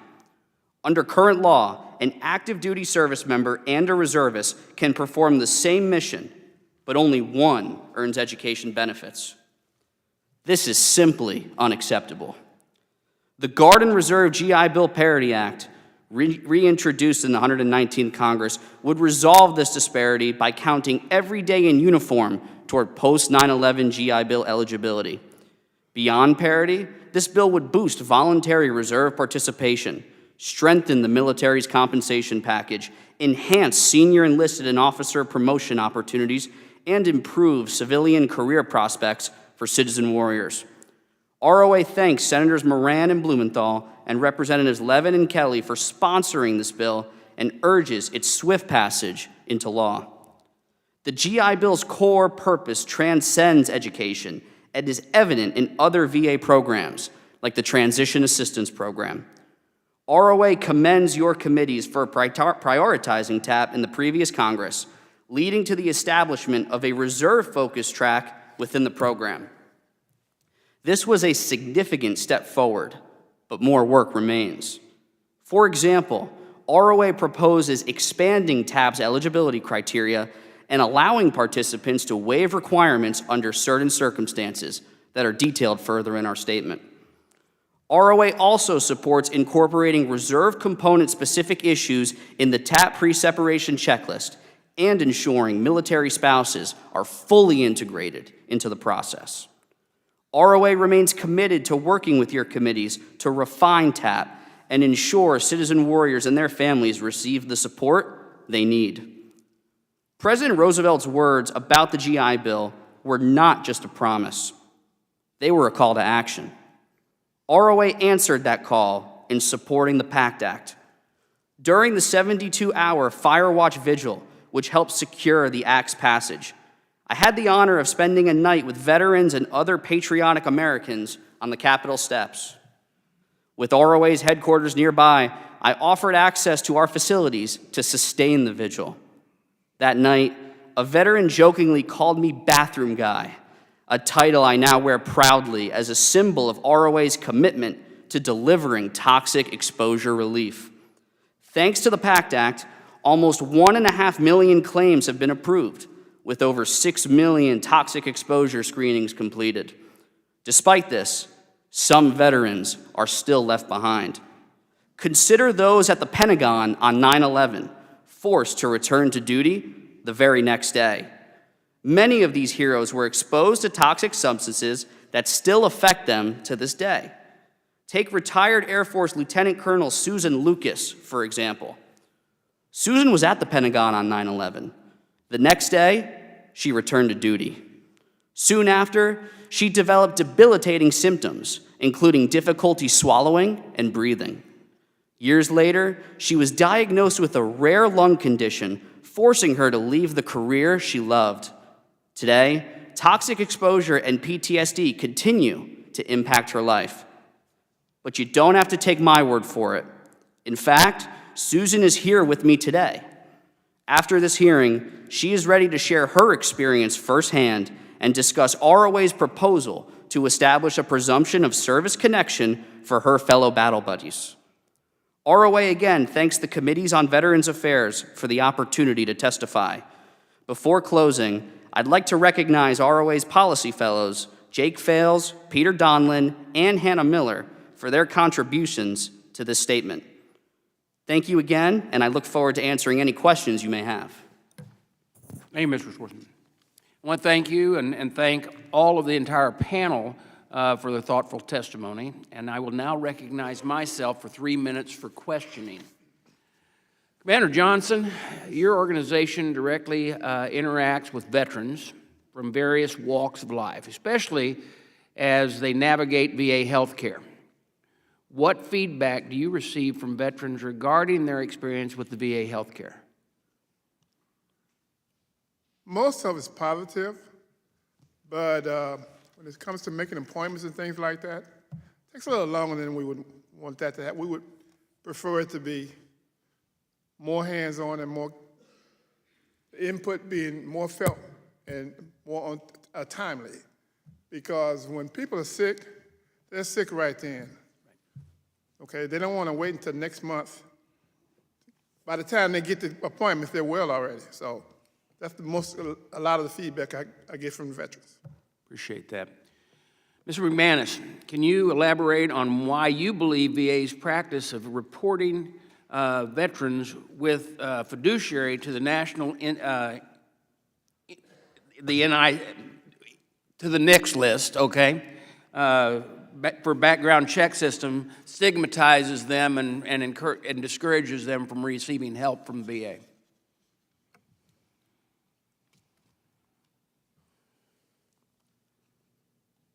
We stand in support of the Military Order of Purple Heart and a number of other veterans organizations in unison in the efforts to ensure that a level of fairness and due process is accessed by our veterans.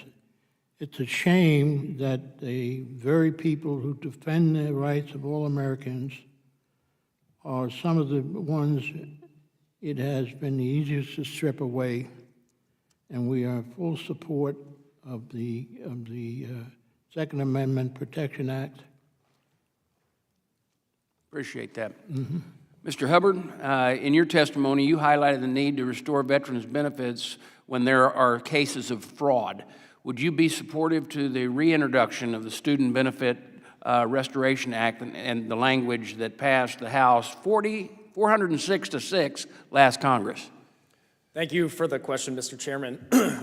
Obviously, we appreciated working with your office and Congresswoman Delia Ramirez on that language. I think the fact that it was passed so overwhelmingly bipartisan demonstrates the fact that America and Congress has acknowledged the need for veterans to be made whole when they're defrauded. And we look forward to working with you and your office on that very closely moving forward. Thank you very much. My time has expired, and I now recognize our Ranking Member Takano. Thank you, Mr. Chairman. My first question is for Mr. Mims from BVA. In your testimony, you identified issues that blind and low vision veterans are experiencing when using the Veterans Transportation Service. Mr. Mims, what do you think needs to be changed in the VTS program, and how do you think it could be improved? First thing it needs to be improved is it needs to be an available service that covers the need. And very often, the reason those appointments are canceled that I mentioned is because they don't have enough drivers. I don't know how we recruit a driver because I couldn't apply for the job, but I know that there are ways that the VA could come up with where they could recruit drivers if they can pay them an adequate wage so that it would be something that people would want to apply for. I think I'll stop there. Hey, well, have you seen any indication, or are you concerned, I want to ask you about Section 508 compliance, or accessible, you're kind of laughing a little bit there. Section 508 compliance or other accessibility initiatives supporting blind and low vision veterans. Are you concerned that that this compliance may be impacted by President Trump's anti-diversity, equity, inclusion, and accessibility executive order? I think it could be if we are lumped as blinded veterans or even just veterans with different abilities, as participants in the program of DEI. But Section 508 has been around for a long time, and it was before they even thought of DEI, and before they really understood blinded veterans. And so it has to do with the VA engaging in the purchase of equipment that will not meet our needs as veterans with these different abilities, but they put them in place anyway. And then if it works out, well, then they'll think about how to do that later, I guess. But in the meantime, once again, that's another barrier. And a case in point is the kiosk. They've been around for 12, 15 years.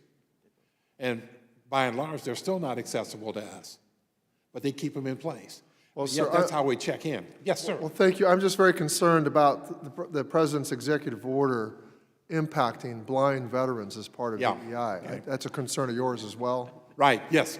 And, as I mentioned, blind rehab. There's nothing adequate beyond VA in blind rehab that would meet the needs, and therefore we get the care that we already have. And so I think, once again, we served the country.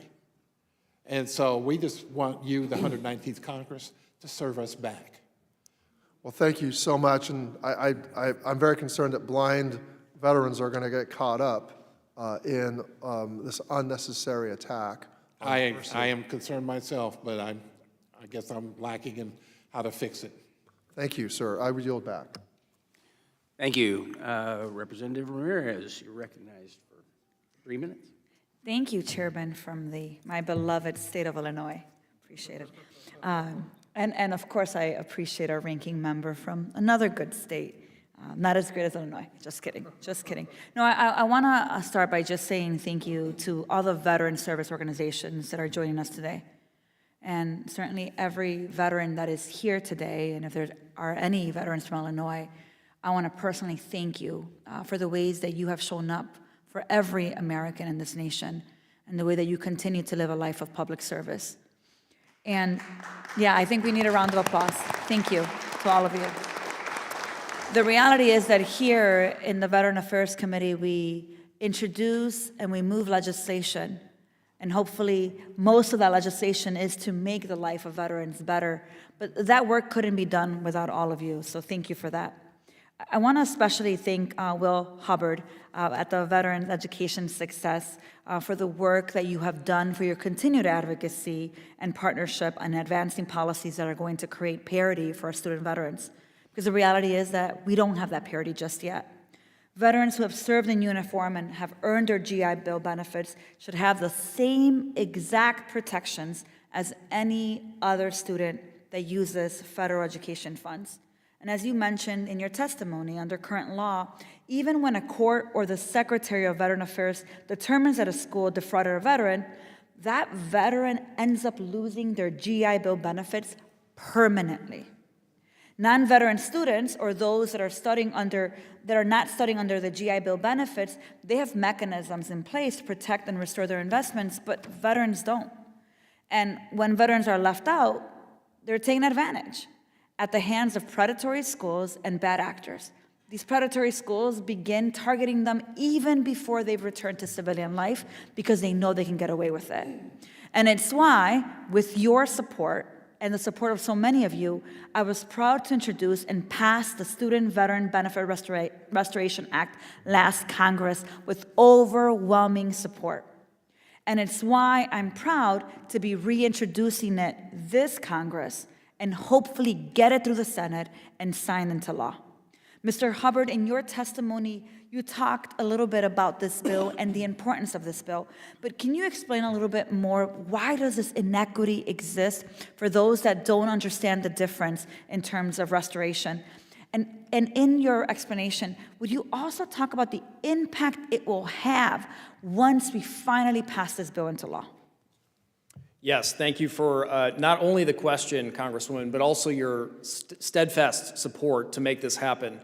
We hear day in and day out from student veterans who have called us to share their stories about unspeakable fraud. As I mentioned in my earlier statement, when a veteran goes to school as a student, they're not anticipating that the school is going to be a scam. They find that out later, and unfortunately, their GI Bill benefits are wasted at that point. And given the fact that existing statutory authority does not afford them the chance to go back to school, your bill, we are hoping, would make that happen. And with that kind of legislation in place, our advocacy on behalf of those student veterans would actually give them a second chance to get back into the economy, something that we strongly support. Thank you, Mr. Hubbard. Mr. Hubbard, so that means that if a veteran has been defrauded, he was about to graduate, the school bankrupt, they weren't able to get their degree, and we know so many veterans that are in that condition. They're not able to go to school because if they could go back to school, but they'd have to now pay out of pocket. And we know in many cases that means it's impossible for them to go to school and afford thousands and thousands of tuition. Our bill will be able to restore benefits and ensure that schools in the future won't be able to scam our student veterans. Is that correct? Yes, and thank you again for your support on that. It's something that we have actively tried to get through and look forward to working with your office on. Well, I look forward to working with you. I certainly appreciate our chairman, who was a co-lead on the bill, and I know we're going to work really hard to ensure that both the House and Senate pass it. I want to just wrap up in saying again what I said at the beginning. To all of you service organizations, to the veterans that are here today, may we always remember that our responsibility is not partisan politics. Our responsibility is to honor your service, to commit to ensure that we are increasing benefits for you, not cutting them, and making sure that we do everything in our power to ensure that you're treated with dignity, that you're treated with respect, and that you receive the full benefits you have earned and have been promised to you. It's what I'll continue to do in this committee, and I certainly know that a number of my colleagues here will do. So thank you, and with that, I yield back. Dr. Dexter, you're recognized for 3 minutes. Thank you so much to our leadership, Chairman Moran, Ranking Member Blumenthal, Chairman Bost, and Ranking Member Takano for convening this really important hearing. And thank you to our witnesses for being with us today and for your service to our veterans. Your advocacy on behalf of our nation's veterans is deeply meaningful, and it's an honor to be with you today. As a physician who has cared for veterans in the Denver VA, or previously cared for them for 7 years, it is my privilege to be in this position advocating with you for the health care benefits that our veterans have earned and deserve to keep in whole. In reviewing the written testimony for today's hearing, I appreciated that many of you emphasized the importance of investing in care specifically tailored to women veterans. This is certainly reflective of the experience I had as a VA provider, and it is what I hear from folks in the women's clinic at the Portland VA, which is in my district, or serves my district. Commander Johnson, do you think it would harm care for female veterans to fire providers, cut programs, and close clinics that specifically serve this population of patients? Absolutely. I mean, our veterans, the female veterans, our veterans just like the rest of us. They go to combat, they do everything every other veteran does, and they are human beings, and they get sick and they need help just like every other veteran does. And then when you're cutting services, when you're cutting the service for the female veterans, you're cutting service for veterans. And absolutely, I agree with that. That would harm us immensely. Thank you. I couldn't agree more. And that is why I'm so concerned about the recent actions from the Trump administration impacting our VA workforce. Just last week, I had a roundtable with Portland VA leadership and staff, and I spoke to staff in the Women's Health Program who said to me, and this is a direct quote, "Women say they love our clinic because we have staff that care. But now we have staff that are scared, vomiting, and freaking out." And that's the end of that quote. And these are the people caring for our veterans. Having terrified VA staff absolutely impacts the quality of care that our veterans are receiving. I recently heard from a patient treated at this clinic who canceled every single one of her forthcoming appointments because she is afraid she could be retaliated against for getting the care she needs. This is a horrifying new reality.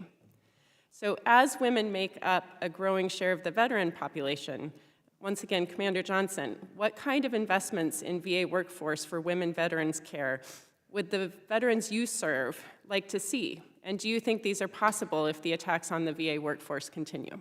So we haven't had a full discussion on that. I would like to just say that I would speak to my constituents and be able to get back with you at a later date. I'd appreciate that. Because, Thank you. That's a very important question, and it should be answered with a lot of consideration. Thank you, Commander Johnson. I yield back, Mr. Chair. Thank you. Dr. Conaway, you are now recognized for 3 minutes. Thank you, Mr. Chairman. I am certainly pleased to be here and to hear from our veteran community.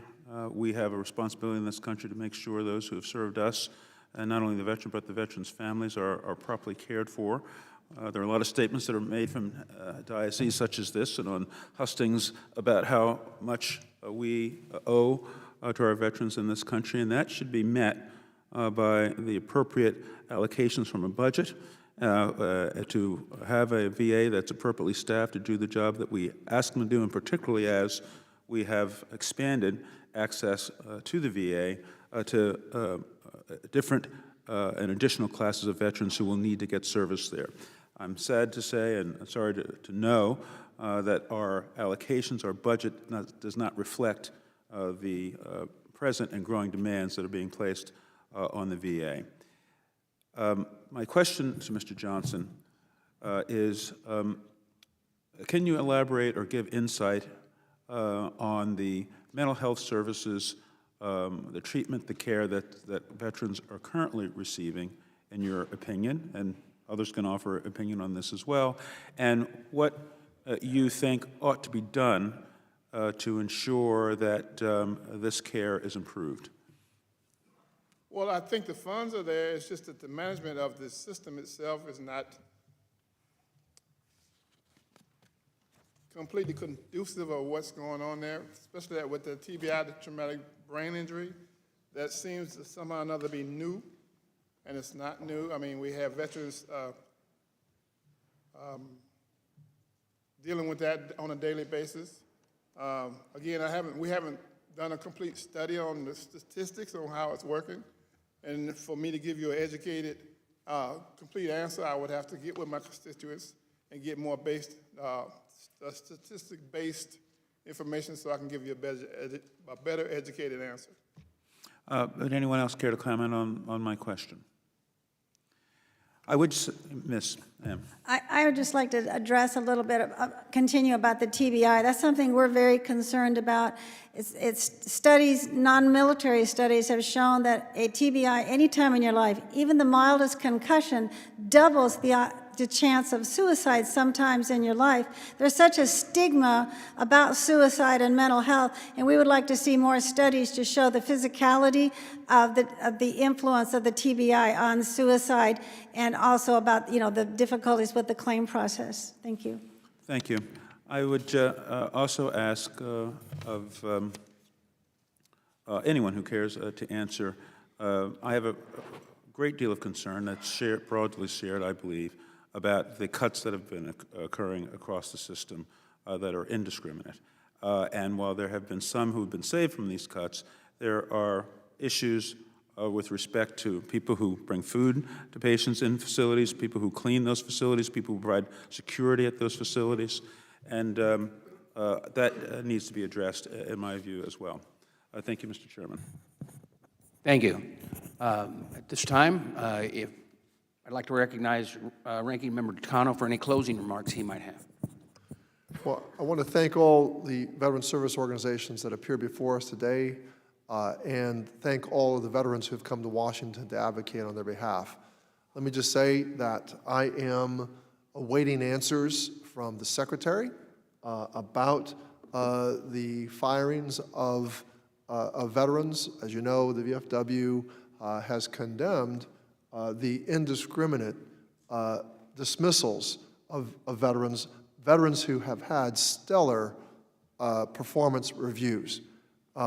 I fail to see how this advances the mission of VA, and I have serious concerns about mission-critical employees being dismissed. With that, I yield back. I thank the ranking member for his closing statement, and I do also want to say thank you for every one of you being here, and I want to offer to you the exact same thing that I offered to the previous panel. If you see at any time that your services that you specifically deal with for your veterans that you represent are being interfered with as we change, because I think it was in Mr. Johnson's testimony that he said there are ineffective programs out there as we need to go wisely through. And I could ask which one of the people on the panel are taxpayers, and I say you probably all raise your hand. And that means that we want to make sure that the dollars that we're spending on our veterans are going to provide those services that actually benefit our veterans, not necessarily benefit a bureaucracy. There is a difference. There is a difference. And as this chairman of this committee, I've said very openly, time and time again, and will continue to say so. The VA was created for the benefit of the veterans, not the benefit of bureaucracy. As we move forward, you've heard a lot of things, including the fact that veterans are being laid off. Some of those that are work may be veterans, but most of them are employees. But as we move forward, it is to make sure that the best services are provided. That's why I offered what I just said. If there's any reduction in service or someone that you know works at the VA that has been improperly released from their employment, please come to me in my office because we will argue on their behalf. But to make blanket statements based on some reform that has been much needed, I think quite often runs into rhetoric that we unfortunately use our veterans and our veteran service organizations as pawns, and I don't want to see that. So with that being said, once again, I want to say thank you to all of you, and that concludes today's joint VSO hearing.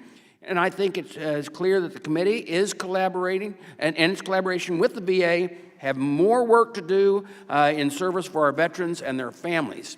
Now I ask unanimous consent that all members shall have 5 legislative days in which to revise and extend their remarks and include any extenuous material. Hearing no objection, so ordered. and the hearing is now adjourned.